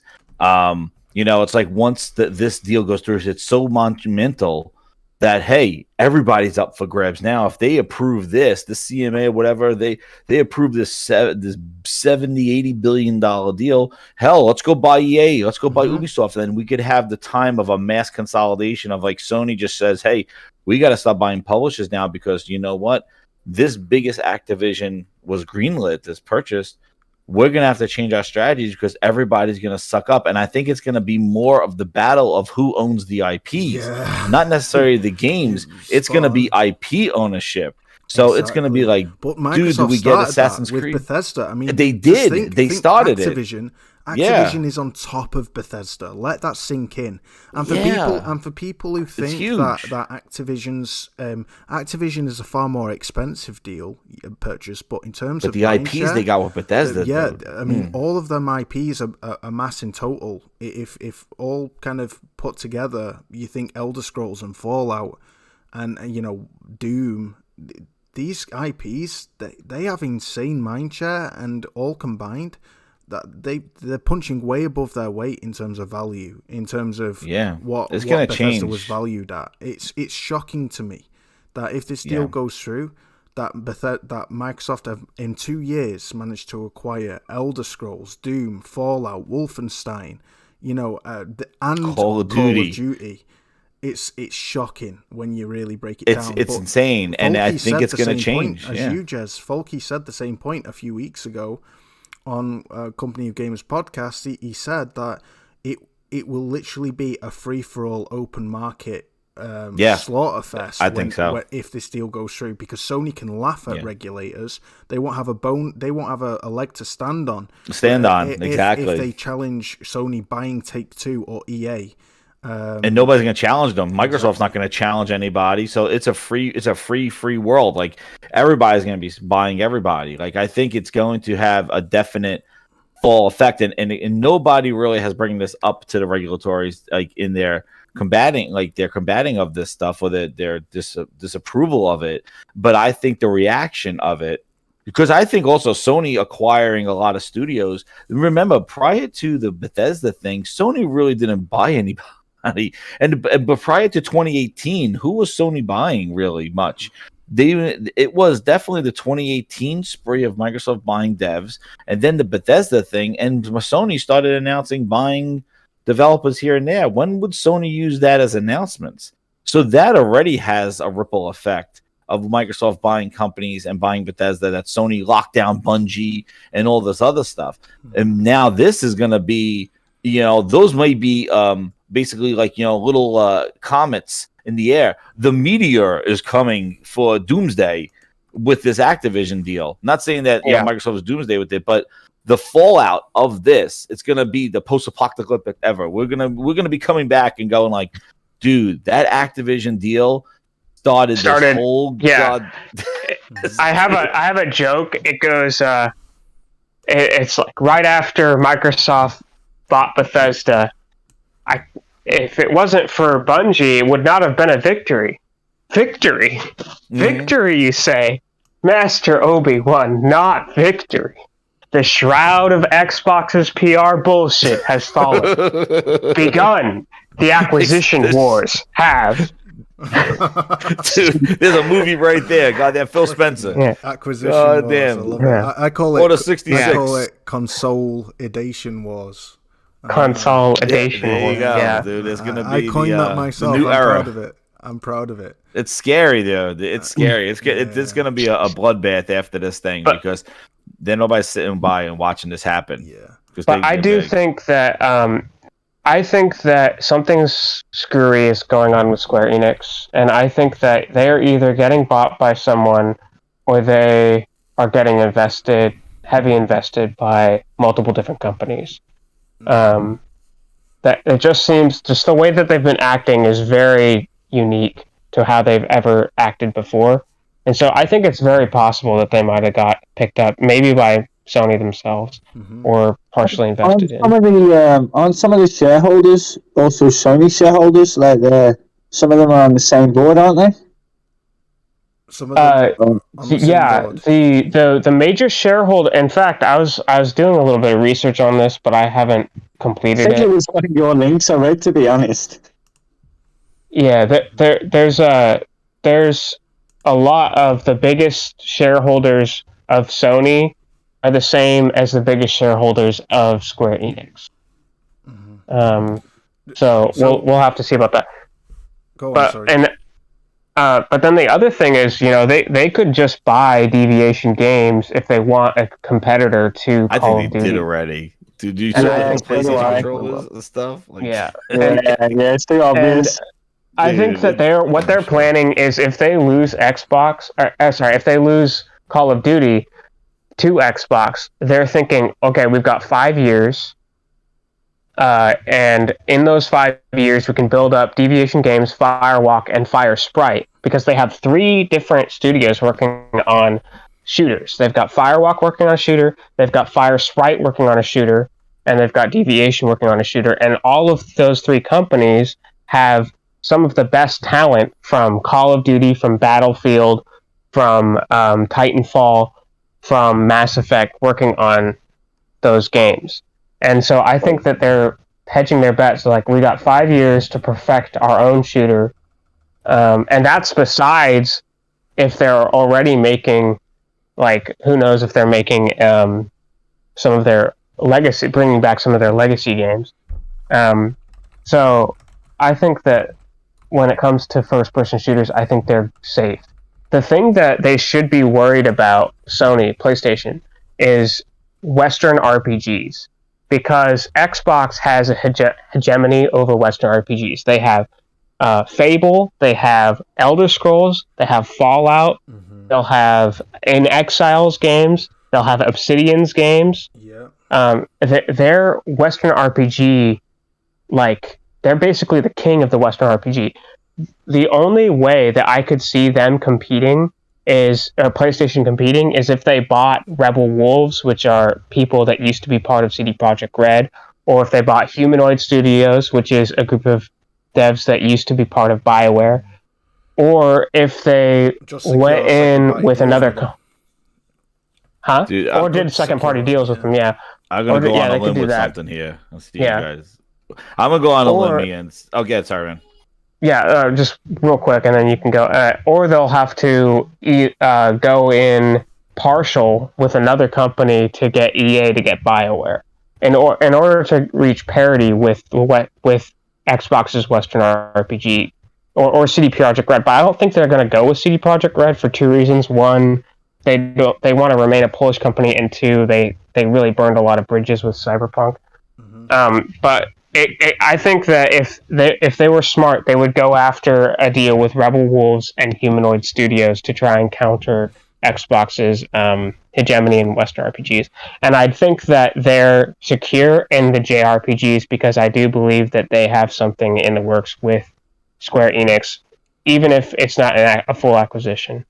And then they also have stuff with Cygames. No one's talking about Cygames. But Cygames has 2 major games being made for PlayStation right now. One is Project Awakening, which is a photorealistic, Western-looking, kind of Monster Hunter-looking game, but photorealistic. It's medieval. And the second one is Grand Blue Fantasy Relink, which is a co-op anime game, which looks really fun because you can play it like co-op, 4-player co-op with your friends. Those are 2 games Cygames is making for PlayStation when it comes to the Western and JRPGs. Volky brings up Bokeh, Unseen, and Japan's Studio Mutant as well. Yeah, I forgot about Mutant, yeah.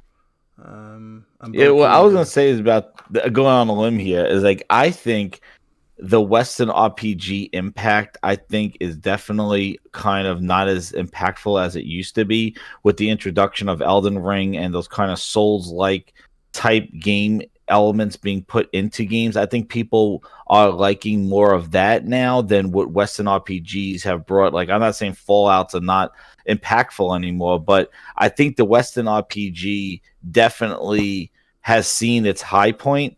I don't think that it's still up there now with the introduction of these Souls and roguelike type elements put in there, especially since games have incorporated a lot of Western RPG elements into their games. You could have open world first person shooters now with RPG elements to it. And I think the new hotness now, and I'm telling you, this industry we know it's a copycat industry, and when there's something that's fire, everybody's going to copy. We saw it with battle royales, and we're going to see it now with Elden Ring having such success across not just a niche audience, but just a massive audience of a new IP because of the style of game that it was. That I think they will be more of those type of games and those kind of elements. Yeah. And, I think that Western RPG thing, Sony does have those Western RPG elements. Like, look at Horizon. Like, is that a Western RPG? Is that an open world action adventure?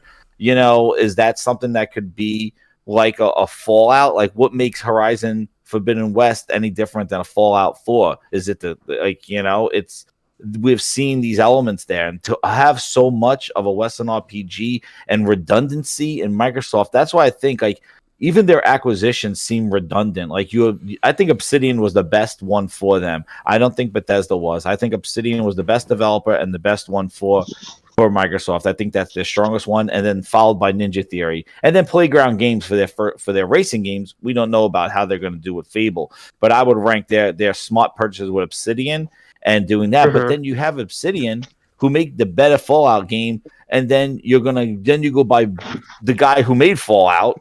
That whole studio. Then you got Playground Games making a Western RPG with Fable, another fantasy thing. And it's like, oh yeah, by the way, do Avowed as well. Another game that looks like Elder Scrolls, which by the way, we do have Elder Scrolls 6 coming down the line. It just seems like a lot of redundancy, and it's up to them to differentiate their games. But I think that genre, I think it's kind of I don't know. I think it's kind of seen its high point.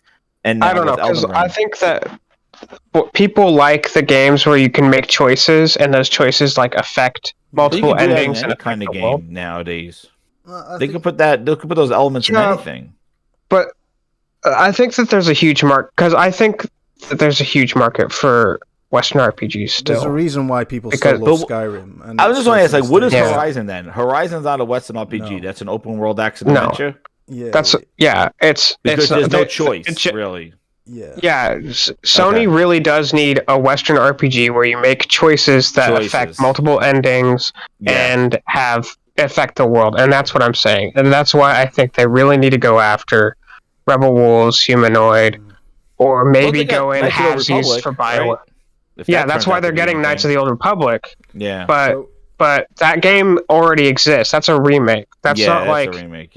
So they, I mean, it is one of the greatest Western RPGs ever made, and one of my favorite games ever made, but it's still not the same as something new. And so I think that if they were smart, they would go in halvesies on EA. I think that's like a crazy pipe dream. I'm not saying they would do that, but just to get BioWare, and they'd also get a bunch of other stuff like the sports and stuff like that. But if they can't do that, then they should definitely. If I had the power to advise them, I would say go get Humanoid and Rebel Wolves right now while they're cheap, because that would be the best thing to do. I just think I think Folky hit a good point, and before we move on, I think it's not about buying publishers to fight consolidation. I think I think just buying enough of a share or to secure the games I'm more than happy with, and continue to support these publishers and studios with second party deals. That's what Sony has continued to do all this time, that Xbox has kind of slacked off on, at least to the same degree. They support smaller second party deals now, cheaper second party deals, but they've certainly staved off from continuing to do the Tomb Raiders and the there's Gears of War originally, before that was bought and made first party. But the ironic thing is that the Xbox community, a lot of them peddle what Sony still does, that Xbox have stopped doing, as evil, or as just as bad as consolidation. And I find that extremely disingenuous. I mean, it's second party and third party deals and funding games with these developers and putting money into the industry that fuels it. It's very different to buying and consolidating the industry. Post Up posted a video, bless his heart, damn, sharing this video of Jeff Grubb, Microsoft's a company with so much bless his cotton socks. We're just going right down the rabbit hole here. Mike, who posted a video of Satya Nadella, bless his I'm joking, but for real, he posted a video of Jeff Grubb's podcast where he's discussing Xbox going after major. I won't play it all for you, but in short, he's heard from a source that Xbox are going after a major Japanese studio, a major Japanese publisher. I find this quite funny, but I wish Folky was still here, because he would definitely do a up the effing wall rant and address this. But he's made some amazing points about, it wouldn't get through Japanese regulators. They take things extremely strictly when it comes to selling off major parts of the Japanese economy and gaming industry to Western ownerships, and it's something that they are very, very, very, very protective against their IP. Mm-hmm. So I just wanted to ask you guys' thoughts on this. Do you think Xbox are going to acquire, whilst they're still struggling to acquire Activision, do you think they're going to acquire a Japanese publisher? Well, I don't think while they're trying to get Activision, but I think if Activision goes through, or if it doesn't go through, I know that Xbox wants Sega. I don't know if they're going to be able to get Sega. Yeah, my source confirmed that as well. Xbox wants Sega more than anyone wants anything. That's the one thing that they've always wanted is Sega. But I don't know if they're going to be able to get Sega. Mm-hmm. Because Sega, in their financial report, said that they want to remain a third-party studio making remakes, remasters, and reboots for old games and put them on every platform. I don't know. Yeah. So, like, not only does Microsoft have to give Sega an unbelievable deal to buy them, but they also have to get through the insane regulatory walls that Folky outlined on our show today. But if they can get through that, the one thing that Xbox wants is Sega. I just don't know if they're going to be. I don't know if they're going to be able to get Sega, but that's what they want. Yeah, my source confirmed. So I'm not gonna say who it was, but they sat on the plane with Phil out to Japan, and he was sitting in first class, and they spotted him, and they saw him eating something, and apparently when they landed, my source told me that he had some bad cramps, and the closest thing to there was Sega headquarters, and he went in there, took a huge dump. And my friend, my good source, told me that they saw him walking out of Sega headquarters, and that's where everybody's getting this. That he struck a deal with Sega, but it was just that he had to take a huge shit because he ate something bad on the plane over to Japan. So I just wanted to confirm that. It must be true. It must be true. Dude. That's the craziest story I've ever heard. It's incredible. You could see, actually, my friend said you could see the toilet paper sticking on his shoe when he walked out of Sega headquarters. No way, but everybody dude. just saw him walking out of the headquarters. No way. I can't. There's no way. Your source has to be God himself. Will, I don't know, man. Trolling, bro. He said it was the biggest shit. Okay. It was the biggest shit that Phil said he ever took. I actually believed you for a second. It was a multi-day deal, apparently. I actually believed you for a second. That's how gullible I am. We're not striking deals. It's more an ordeal than deals. Nah, Sega headquarters was on the way to Tokyo Game Show, and he just said, "I gotta take a shit," and they stopped there, and everybody saw him walking out. Grubb was confirming, but I'm confirming it was because he had to take a dump. It wasn't any deals that were being made. Oh my god! Speaking of flying, your source has smoothly transitioned us onto Jim flying over to Brussels. Now, there's a lot of He just wanted some waffles. Damn it! There's a lot of vitriol. There's a shit ton of vitriol. Chocolates. Of vitriol in the Twitter community. Brian King says next year's shit will be even bigger. Fuck's sake. So they have a great lineup next year. He's gonna take it. He's coming with 2 shits next year. Great lineup. Bad sushi. Bigger than ever next year. I love that. Brian, he says it's just bad sushi. Jesus. Launch exclusive. It's not called a second party deal. It's called a number 2 deal. I love it. And Booty could get behind that one. Matt Booty's like, I approve. Oh shit. Booty's like, Phil, what a shit. He goes, Booty, shit your ass up. What we're looking for is a really nice, big, juicy pile of shit. Just to put onto our. Yeah, I'm sorry. The Xbox is already that.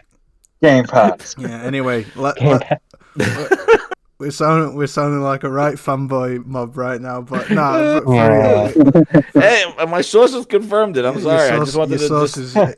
Your source is incredibly credible. That's what I heard. You want to go write an article about it? To be honest, I would trust your source over Jeff Grubb's. I would. This is how things happen, right? They go, this is what I heard. People told me. I can't tell you who my sources are, but somebody said that it was just for a dump.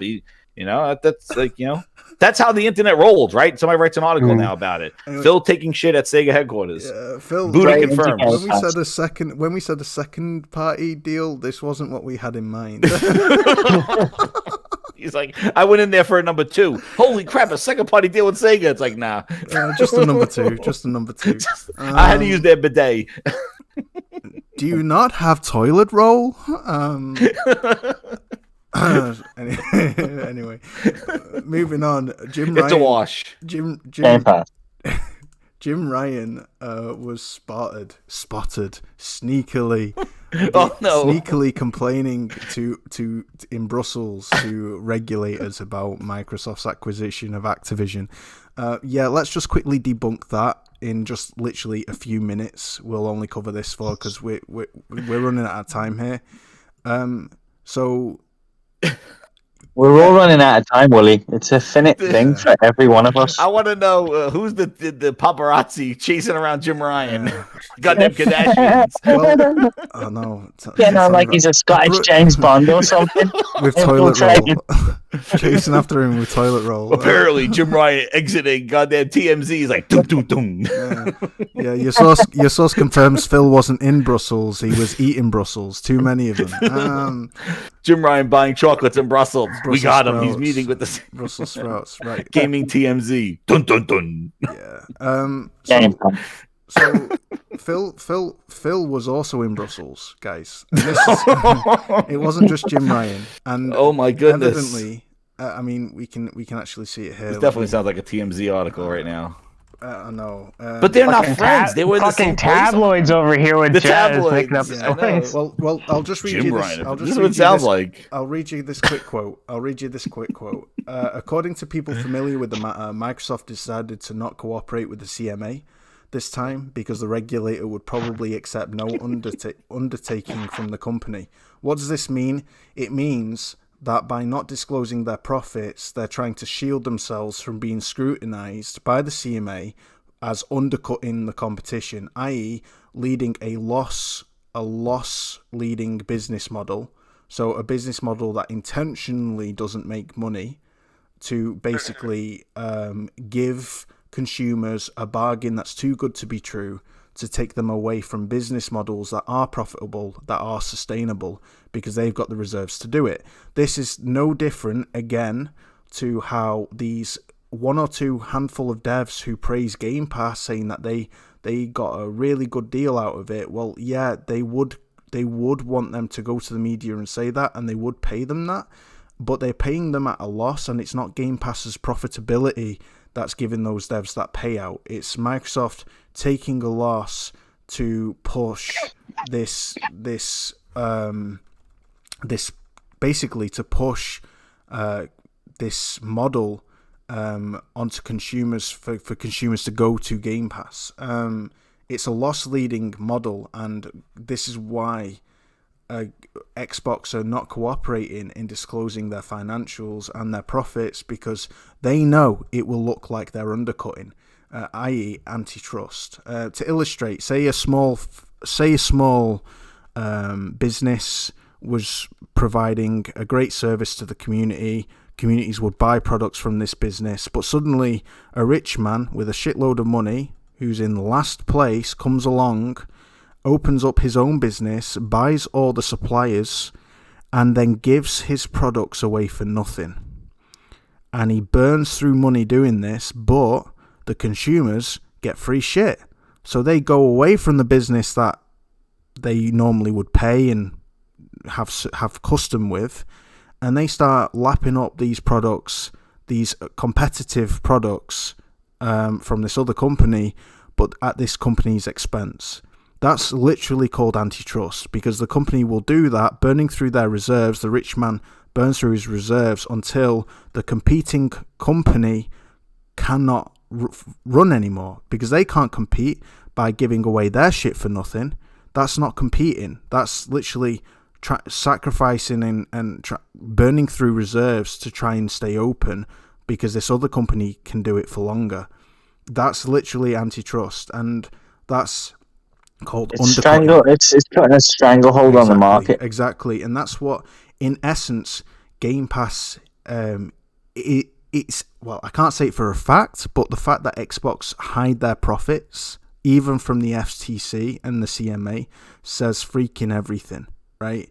And the fact that, also xCloud competing with Stadia, right? xCloud isn't its own standalone service. It isn't profitable. It isn't making money. It's tied to Game Pass, another service, right? It's tied to another service that isn't profitable, isn't making money.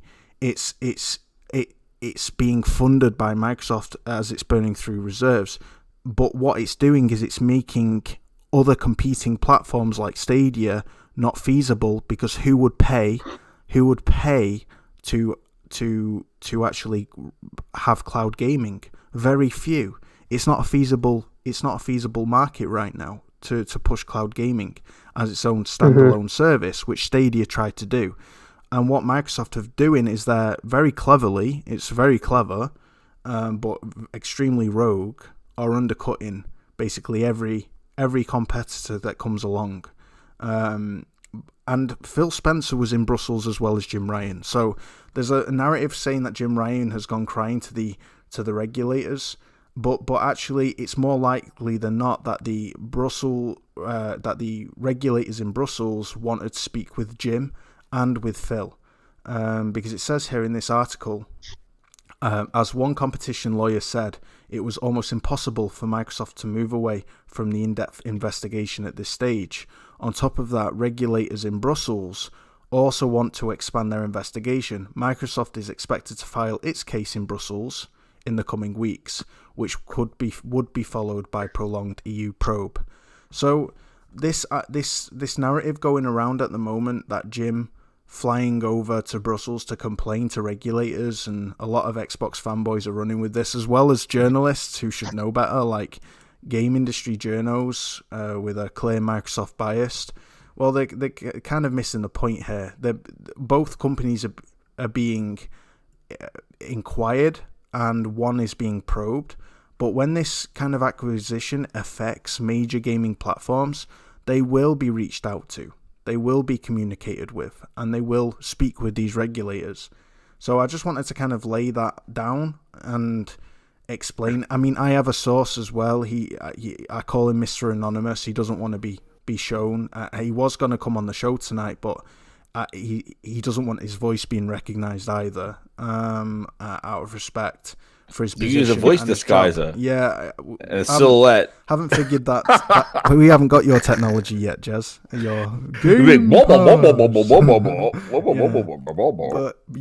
Echo technology. But he was actually with Phil Spencer in Brussels not too long ago. And he had a selfie. I saw it, taken, and me and Oti have spoken with him over video chat.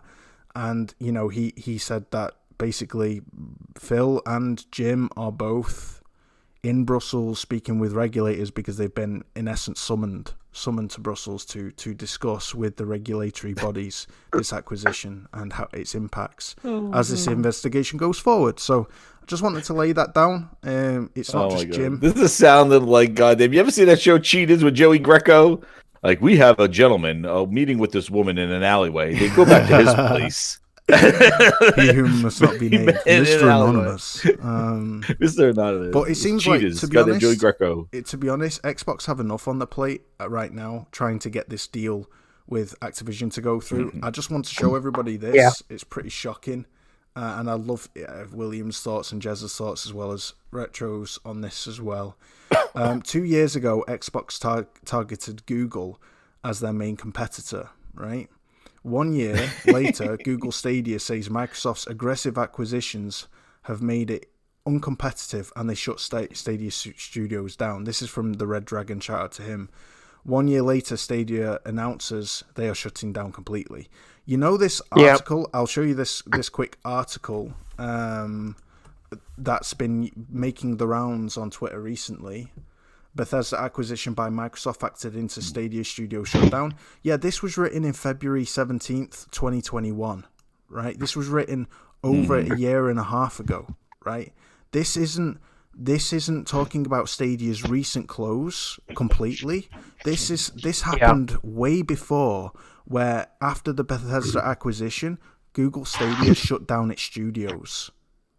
Right after that Bethesda thing, yeah. Yeah. So this isn't going to help Microsoft's case at all, because a year after that, because they couldn't compete with Microsoft's kind of loss leading model and buying all these freaking crazy publishers and studios. A year after that, they shut down completely. They shut down their studios in 2021 February. They shut down completely in September 2022. And you can blame Phil Harrison all you want. Yeah, he's an absolute... He's got the worst legacy going in terms of game industry. Have a look at this bad boy. I mean, 1992 to 2008, quit after disastrous PS3 launch. Infogames Atari filed for bankruptcy in 2013. Gaikai bought by Sony, so he sold that. Quit after the disaster of Xbox One launch. Google Stadia closes in less than 5 years. Bad juju. I agree. Yeah, Phil Harrison is not a good, competent businessman to forward any business venture in the gaming industry, it seems.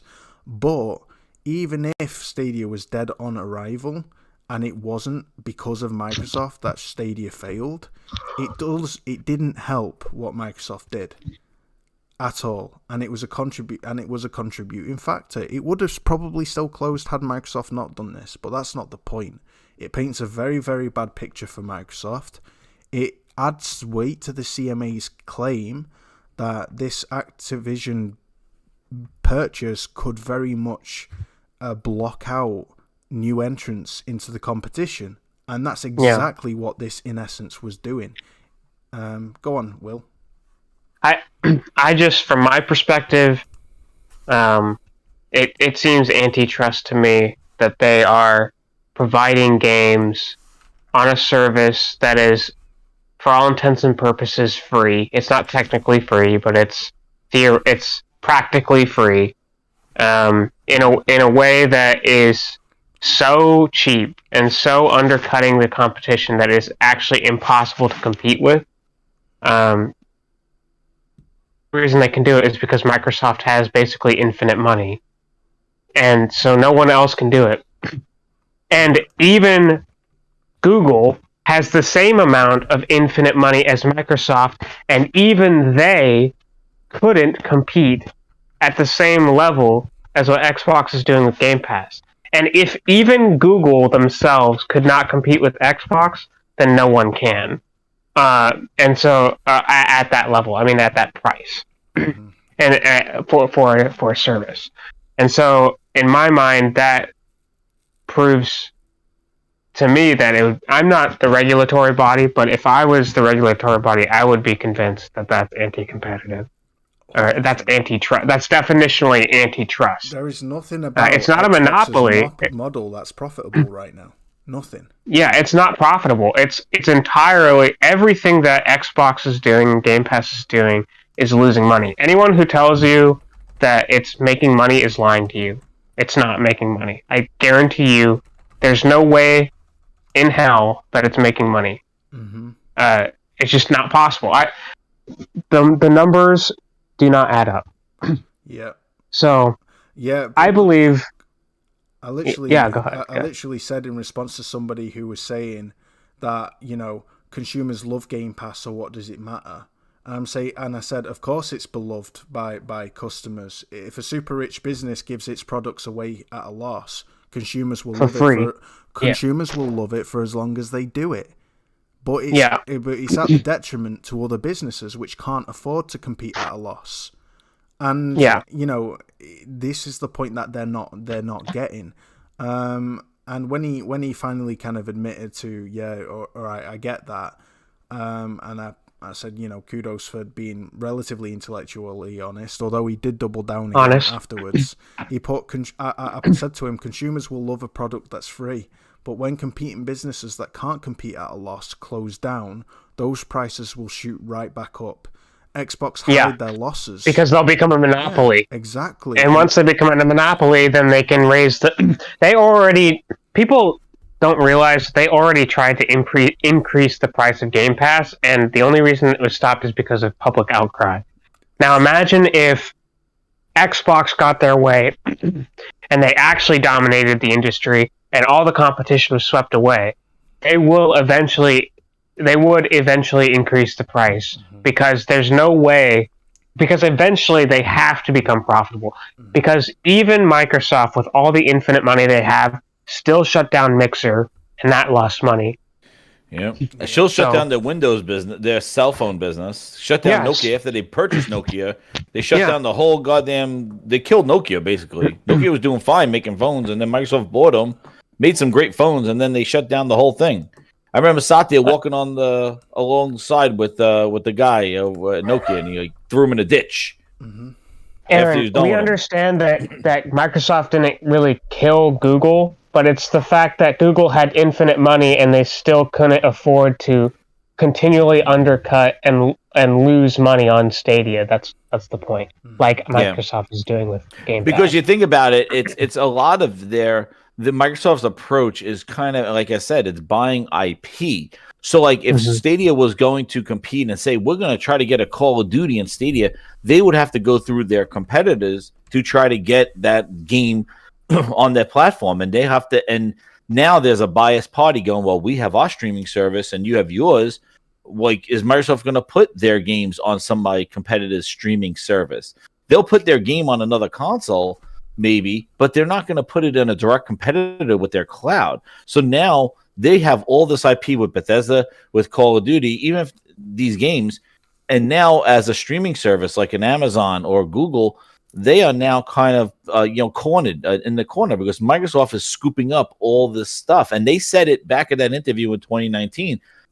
Amazon and Google are the main competitors in this space. It's not Sony. It's not Nintendo. It was Google and Amazon. And if they were competing against Google and then they made the acquisition for Bethesda right after Phil said that in 2019 when Stadia was launching and he was beta testing xCloud, saying, would you ship that? That right after that, dude, that Bethesda acquisition, I think, was a direct, they're not going to say it, but it was if you look at the timing of it, it was a direct thing because I bet you Stadia or Google was eyeing on Bethesda, and I bet you Microsoft came in and scooped that up right from them. And not to say that Stadia didn't have its problems. Stadia was a mess to begin with. But the thing is that this definitely is not great for these cloud wars because there never were a cloud wars. You know, there never was one. They never even had a chance. I want to address Aaron, his rebuttal. He's saying, "Oh, what about Sony increasing the price $10 for the?" Well, it's not the same. It's not 1-to-1.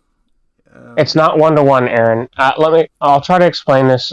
So the thing is, the difference is that Xbox is purposely undercutting the price, and then so that they can eventually get a monopoly, so that they can eventually increase the price. What Sony is doing is different. What Sony is doing is that inflation has forced. So it's both the cost of making games has gone up, and inflation has gone up.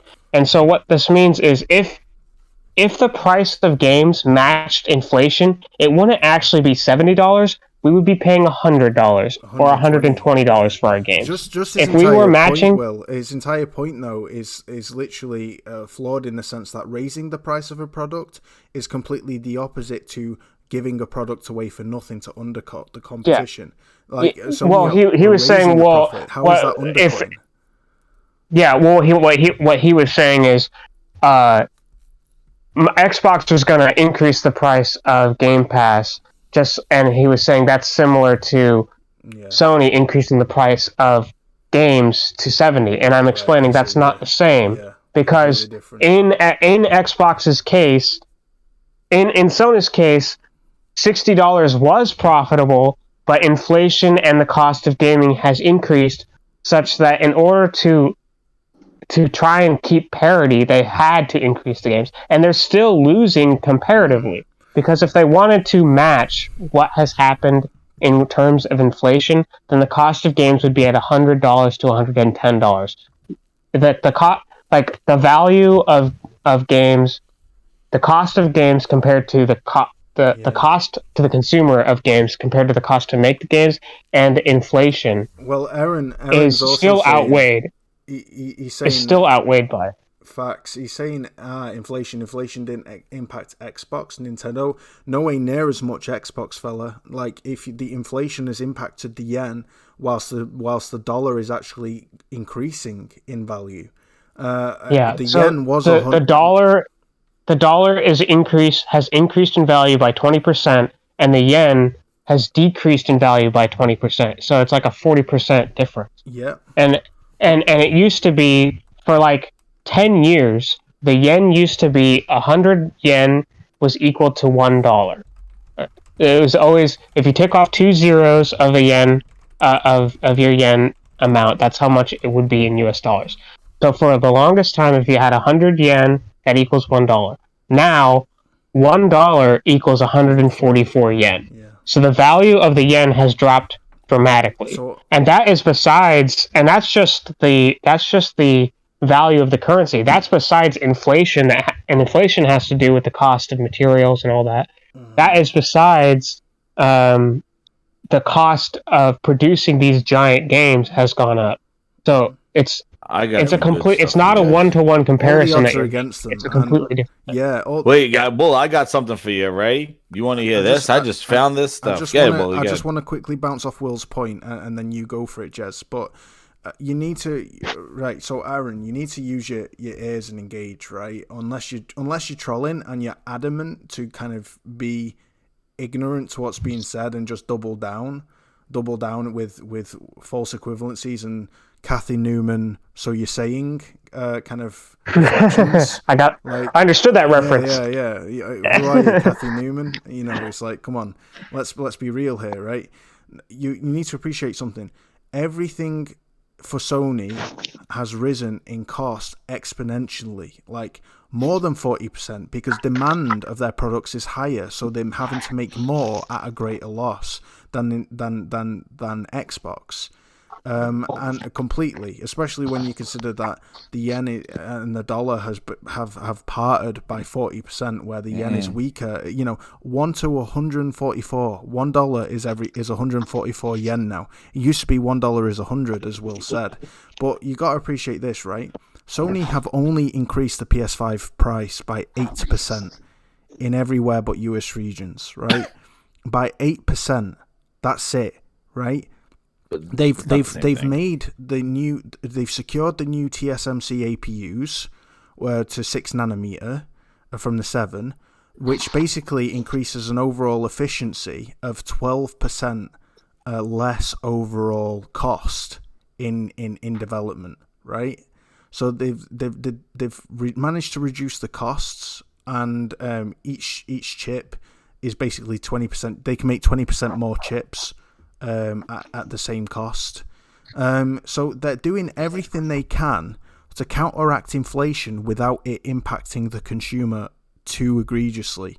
A mere 8% increase in PS5 and like a mere 15% increase in games, that when game development has increased by like 3 times over, from 50 million to 150 to 200 million now for Sony. And on top of that, the actual cost of production has increased exponentially, and they're in highest demand ever. There are Xboxes sitting on shelves. There are no PS5s sitting on shelves. They're having to make more and more and more and more with these additional costs adding up.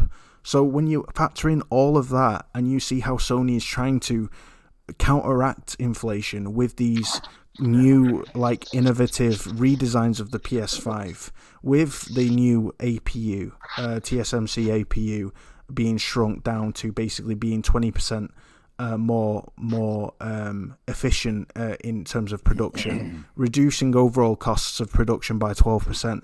They're doing everything they can to minimize the impact of this inflation that Microsoft is not experiencing, because Microsoft doesn't have to deal with this because the value. Well, for one, they have an insane amount more money. But two, even if they didn't, the value of the dollar has increased such that it is counteracting the inflation in line with the pound. Never before have I gone to buy a game on US store and it costs pretty much the same as it would in the UK. Like a 50 I think it's £54 is. Sorry, $54 is £50 now. It's never been that high. It's never been that strong. It's crazy. It's crazy. Yeah, for the longest. Yeah, but it's not the same thing, though. Like, I don't think he gets it. But yeah, he's derailing you guys from the point because it's not the same thing. Like them increasing stuff due to inflation. You said it before in the first sentence. Like what we're talking about is them basically isolating IPs, isolating games to their service, and then later on, when then the only show in town, because Google's gone, Google's not part of it now, Luna's not part of it, there's no real competitor to them, they now have the chance to increase prices to now make up for the losses that they've been taking.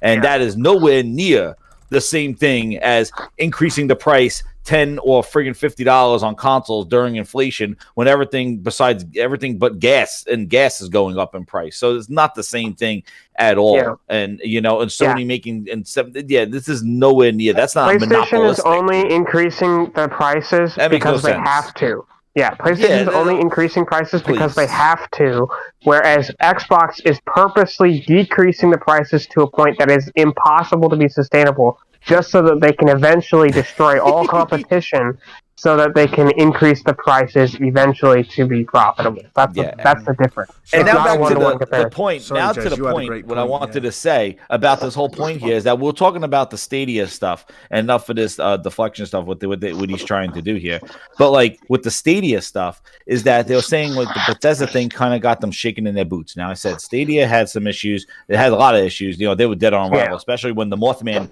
Phil Harrison, who Death Follows, showed up. I was like, it's over.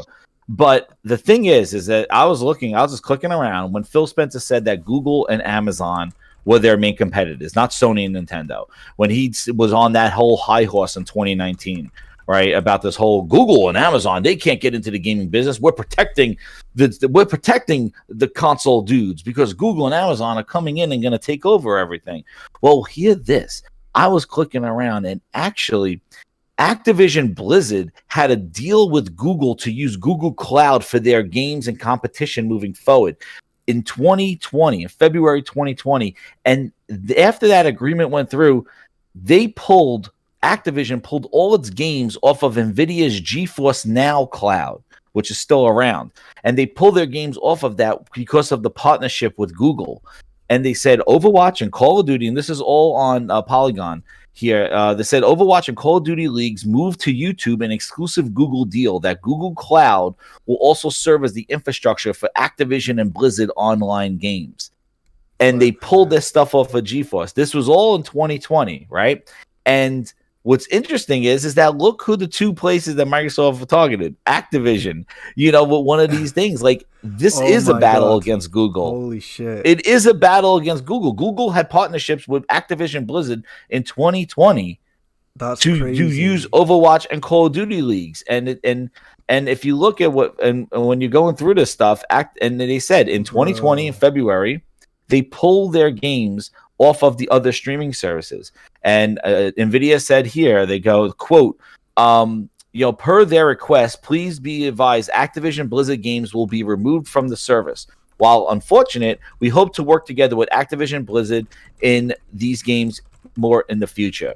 And that was because Google partnered with them for their cloud. It was a battle against cloud. Microsoft is specifically targeting these publishers because you think about it. If you were Google just getting into gaming, if you're Amazon just trying to get into gaming, who are you looking at to try to add to your library? Third-party publishers. Bethesda? Yeah. It publishes. Exactly. Microsoft didn't have to buy publishers because they already have their own first-party development studios and the partnerships they built over the years for their console. Microsoft didn't have to buy publishers. The reason why they're buying them is to take them away from their competition and not have their competition launch them in their cloud services. Facts. Sony says we're going to go cloud. Hey, we would love to put a Call of Duty in crazy. cloud. Microsoft's like, I don't know about that, Sony. You need to link that article in the chat. I'm linking it right now. There you go. And Jez, get that shit tweeted out and tag the CMA to piss Kid Smooth off. I'm not taking no CMA.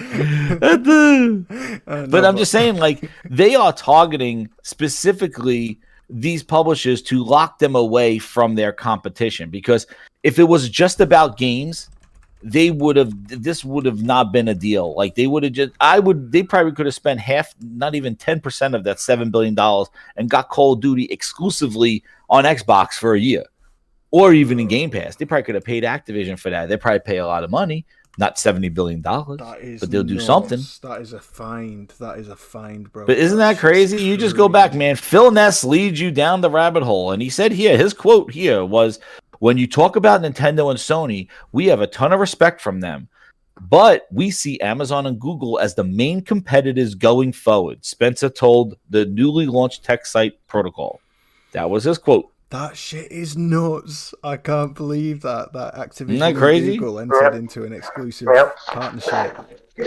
Yeah, it was the esports. Actually, it was crazy. It was said that they're going to use. It said here that Overwatch League, Call of Duty League, Hearthstone esports, all on YouTube. Blizzard Entertainment previously had a deal with Twitch, but now they went with YouTube.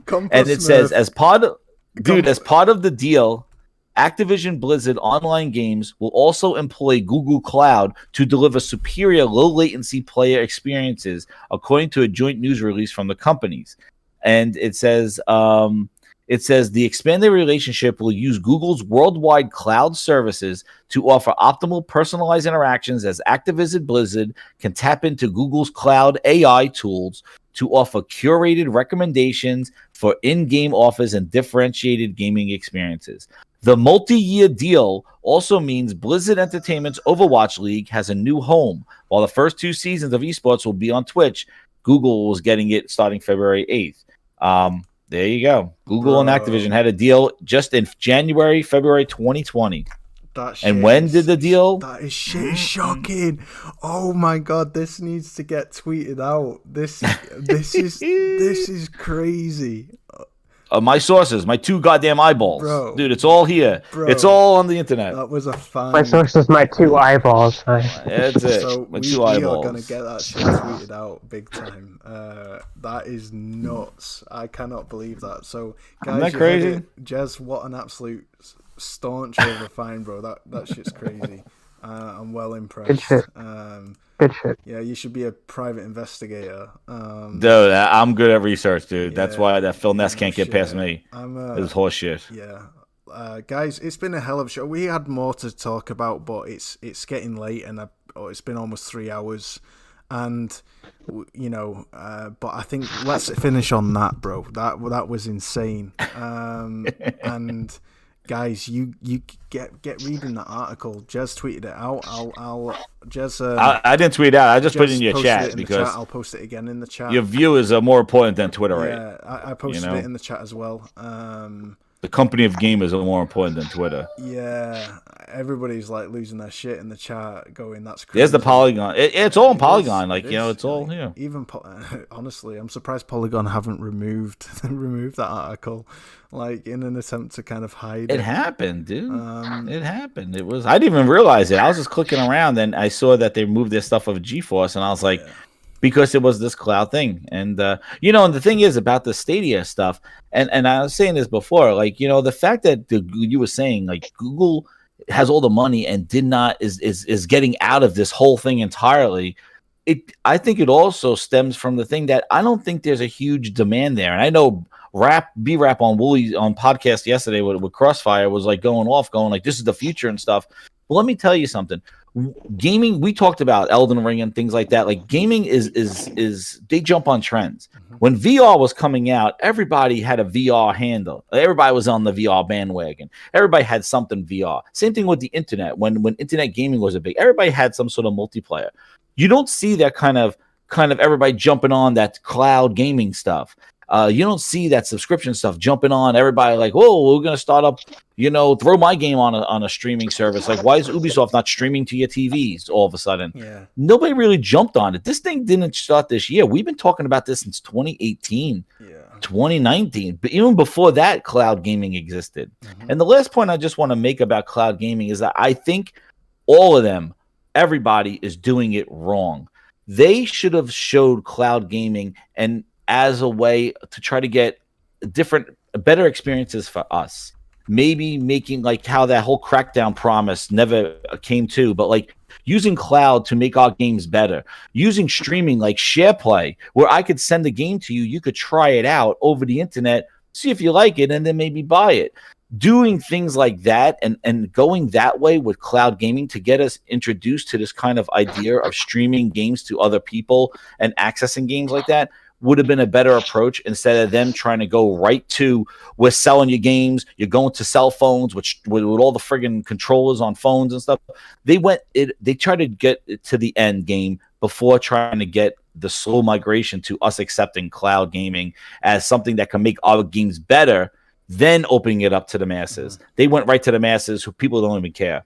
But that's my last point on the cloud shit. Thank you, Newtonian, for the $5. Sony losing COD is bad for their pocketbook.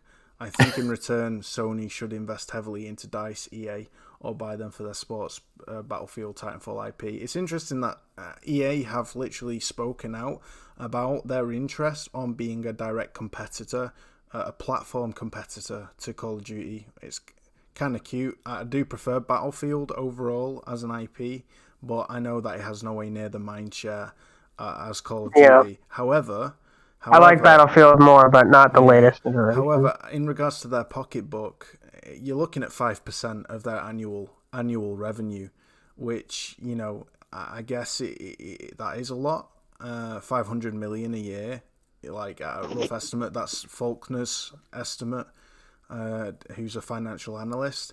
But ultimately, that boils down to around 5% of their annual revenue that they will need to fill. And with the three major players in the FPS genre that they're using in second-party deals and first-party production with Firesprite, Firewalk, and Deviation. And speaking of Deviation, Tony Flame has officially been announced as joining Deviation, and he's a huge... Yeah, I saw that. He's great stuff. Yeah, he's an entrepreneur in the gaming industry, kind of like...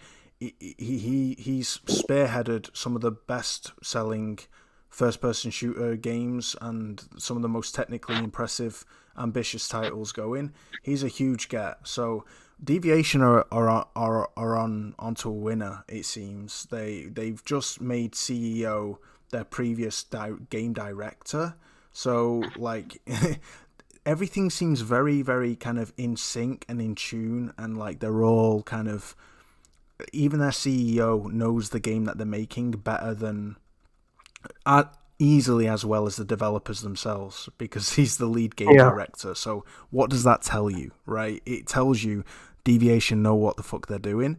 They're really onto a winner. Plus Firewalk and Firesprite, I don't think we need to be concerned that Sony can't kind of make back that 5% of revenue, but I do think that they're putting up a fight because they're trying to expose what Microsoft is actually doing. And Jez just absolutely brought up a fire point that no one has noticed, no one has talked about here tonight, about like what Google and Activision had going, that Microsoft, they smelt blood in the water, and they basically they undercut it completely. So yeah, that's crazy. That's crazy. Does anybody else have any final thoughts before we wrap this up?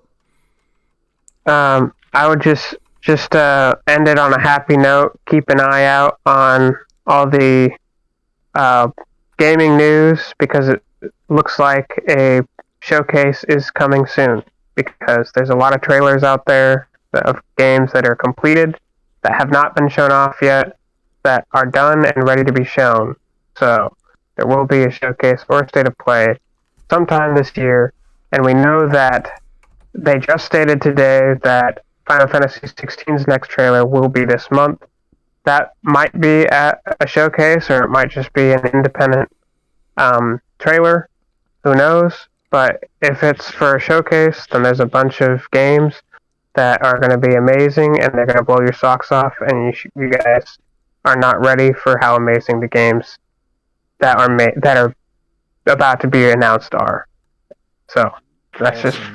That's great, bro. That's yeah. I tell you what a way to end the show. Flipping Jez's bombshell and then that. Flipping it. Yeah. To be continued on the Grindhouse, man. I'm gonna have to look at this thing. I'm reading this stuff. This is crazy. Sexy stuff. Thank you, Jez, for jumping on, and thank you, William, for guesting. Thanks for the invite, man. Retro, what are your thoughts on all of this, man? Yeah, I feel really bad. You've been so like humble and quiet and letting these people speak. Well, to be fair, a lot of my feelings are kind of mirroring what the guys are saying, so it just feels a bit redundant of me to kind of repeat what they're saying. You know what I mean? Well, thank you, bro. I hope you don't feel bored. Nah, I love it, man. You know, look, I mean, I was a listener of the show before I was on the panel. You know what I mean? So I do still enjoy just sitting back and listening, man. It's not an issue. Yeah. Shout out to David Faulkner. He says, are you guys still going? Falky, we just had a dynamite bombshell moment. You will not believe the golden nugget Jez has discovered, like he's found. And it's going to be tweeted out like pretty shortly on Twitter. But yeah, it's some crazy shit. You're going to be like, oh my God, I forgot about this. But it's crazy. So yeah, all about Google and their partnership with Activision in 2020. Yeah, it's nuts. I'll post it. And I think there might be some stuff too. If you look, Bethesda and Google as well. When Microsoft did that deal, there was concern for Stadia. People, if you go to Stadia forums and stuff, they're like, "What's going to happen to the games that are on Stadia?" Like it's, you know, they and Microsoft knows what they're doing. Like they know what they're doing. Like this is, and that's why they've been putting like, oh, we're not compete. Like let us compete, dude. They are posing, man. They're they're like I can't even figure it out, but like they're just kind of looking so small. And Sony before Activision, like what was that? Yeah, like they are sleazy balls. Yeah, it just doesn't come across as very like truthful. You know what I mean? It's like you already had more studios though, so are you not already competing? Like, dude, just on numbers alone. What about all those studios that they purchased in 2018? Where's that competition? Where are those games? Yeah, I'm with you, man. I'm with you, bro. I've been waiting since the Connect. I've been waiting. To the Connect. Oh, yeah. I've been waiting that long for them to sort this shit out, man. You know what I mean? I'm tired of it, man. Yeah, I know. They've been you know, it's like where that if you want to compete and make games, like that's what I tweeted out that day. I was like, you buying insane. Publishers to control them through Game Pass, like that's not competing, dude. Maybe that's competing if you don't care about gaming because you just care about your services and cloud. Because for the past 10 years, the games are a means to end for them. For the past 10 years, we've been completely unable to give a shit about a console and been completely unable, thanks to Sony, to open our wallets and fund new IPs and Dude, you know what the real shame is? Look at the effort with the console. Look at the effort with the console, the UI, the DVR. They put a share button on the controller for you to map it now to order a pizza. They don't care about the share functionality on their console. They added that button to their controllers. If you see that other video, dude, they sent out that core controller. It came stuck to the left like a goddamn exorcist. Like it was basically stuck, like it was possessed. The guy's like, this core controller Elite is trash. Like, what are they doing over there? They're not taking their gaming seriously. And by them just wheeling out their big fat wallets, hey, ask Ninja and Shroud how that worked out for them. Ask Nokia how that worked out for it. You know, ask Nintendo when goddamn Ed Freeze says, hey, we got a console. We're just gonna go buy Nintendo. Yeah. Hey, Nintendo, you want to buy it? You want to get bought and work with us? And they're like, get the hell out of here, you dumbass. Like, you know, and that's their mentality. They fought to have a console built, and then as soon as they said, oh, wow, Bill Gates says it's real, they said, oh, we got to buy some software because you didn't. How the hell did you propose a gaming console to Bill Gates without games? Mm-hmm. Yeah. You had to go buy games after he approved it. That makes no sense. There's their mentality. It's very, oh, man. It's horrible. Will the thinker, William Aguilar, thank you so much for joining us, brother. Where can we find you? You can find me on my Twitter at William R. Aguilar. I make infographics and detailed threads explaining multiple different facets of the gaming industry, analysis, explaining finances, explaining things that people outside of finances might not understand, and I break it down in concise, easy to understand way, and nice to look at with the infographics. Follow me on William R. Aguilar at Twitter. I love to see likes, comments. I love to see what people have to say. If you want to DM me, my DMs are open. I'm always open to conversation. And I'm happy to correct misinformation and help where I can to uplift the gaming industry. Yeah. Well, you certainly do that, brother, and thank you. It's been an absolute pleasure having you on, and I hope you've enjoyed yourself.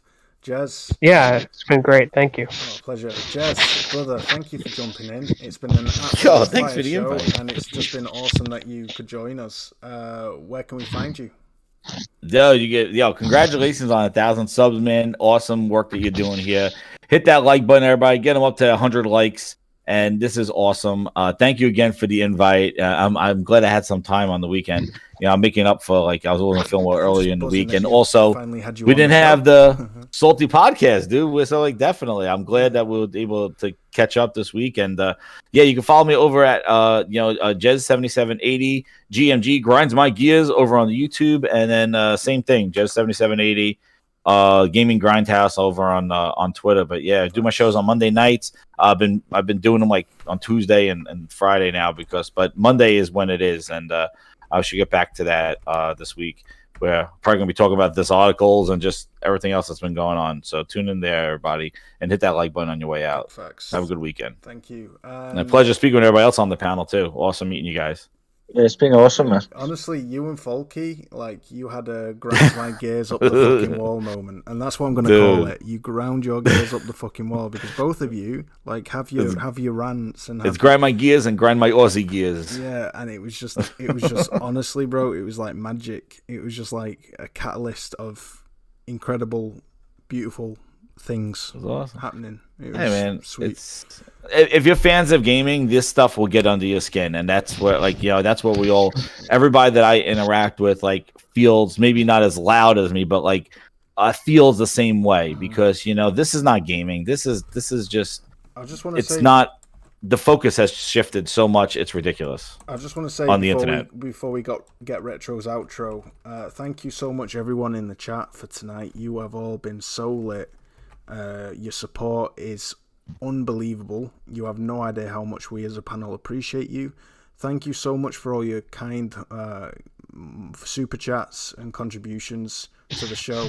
For the Stop first talking for me, for the Willie. debut, it was awesome. I don't like any of them. Right, go on, Retro. Have your None of outro. them. I Have don't your like outro. any of them. Stop talking for me, would you? You too, Aaron. I'm only Thank you. joking. Thank you as well to Aaron, the bot in the chat, for his devil's advocacy. He was definitely giving it a good go, like. It was. Yeah. But yeah, anyway, Where can we you can find me Retro? on Twitter, XTSX Retro on Twitter. Find me on Doomsayers podcast every now and again, and on your own. And that's it. That's everything. Yeah. Oh, and Gran Turismo. You're gonna find me on Gran Turismo. I play it near enough every weekend. Every day you're on that shit. I love that. No, not on work nights. Because then I get too into it, and then I just disappointed when I have to go to work. So yeah. It's been a hell of a fire show. Listening, everyone. Peace out. GG. Do not be a donut. Don't be a donut. Use your noggin. Love you all. Peace.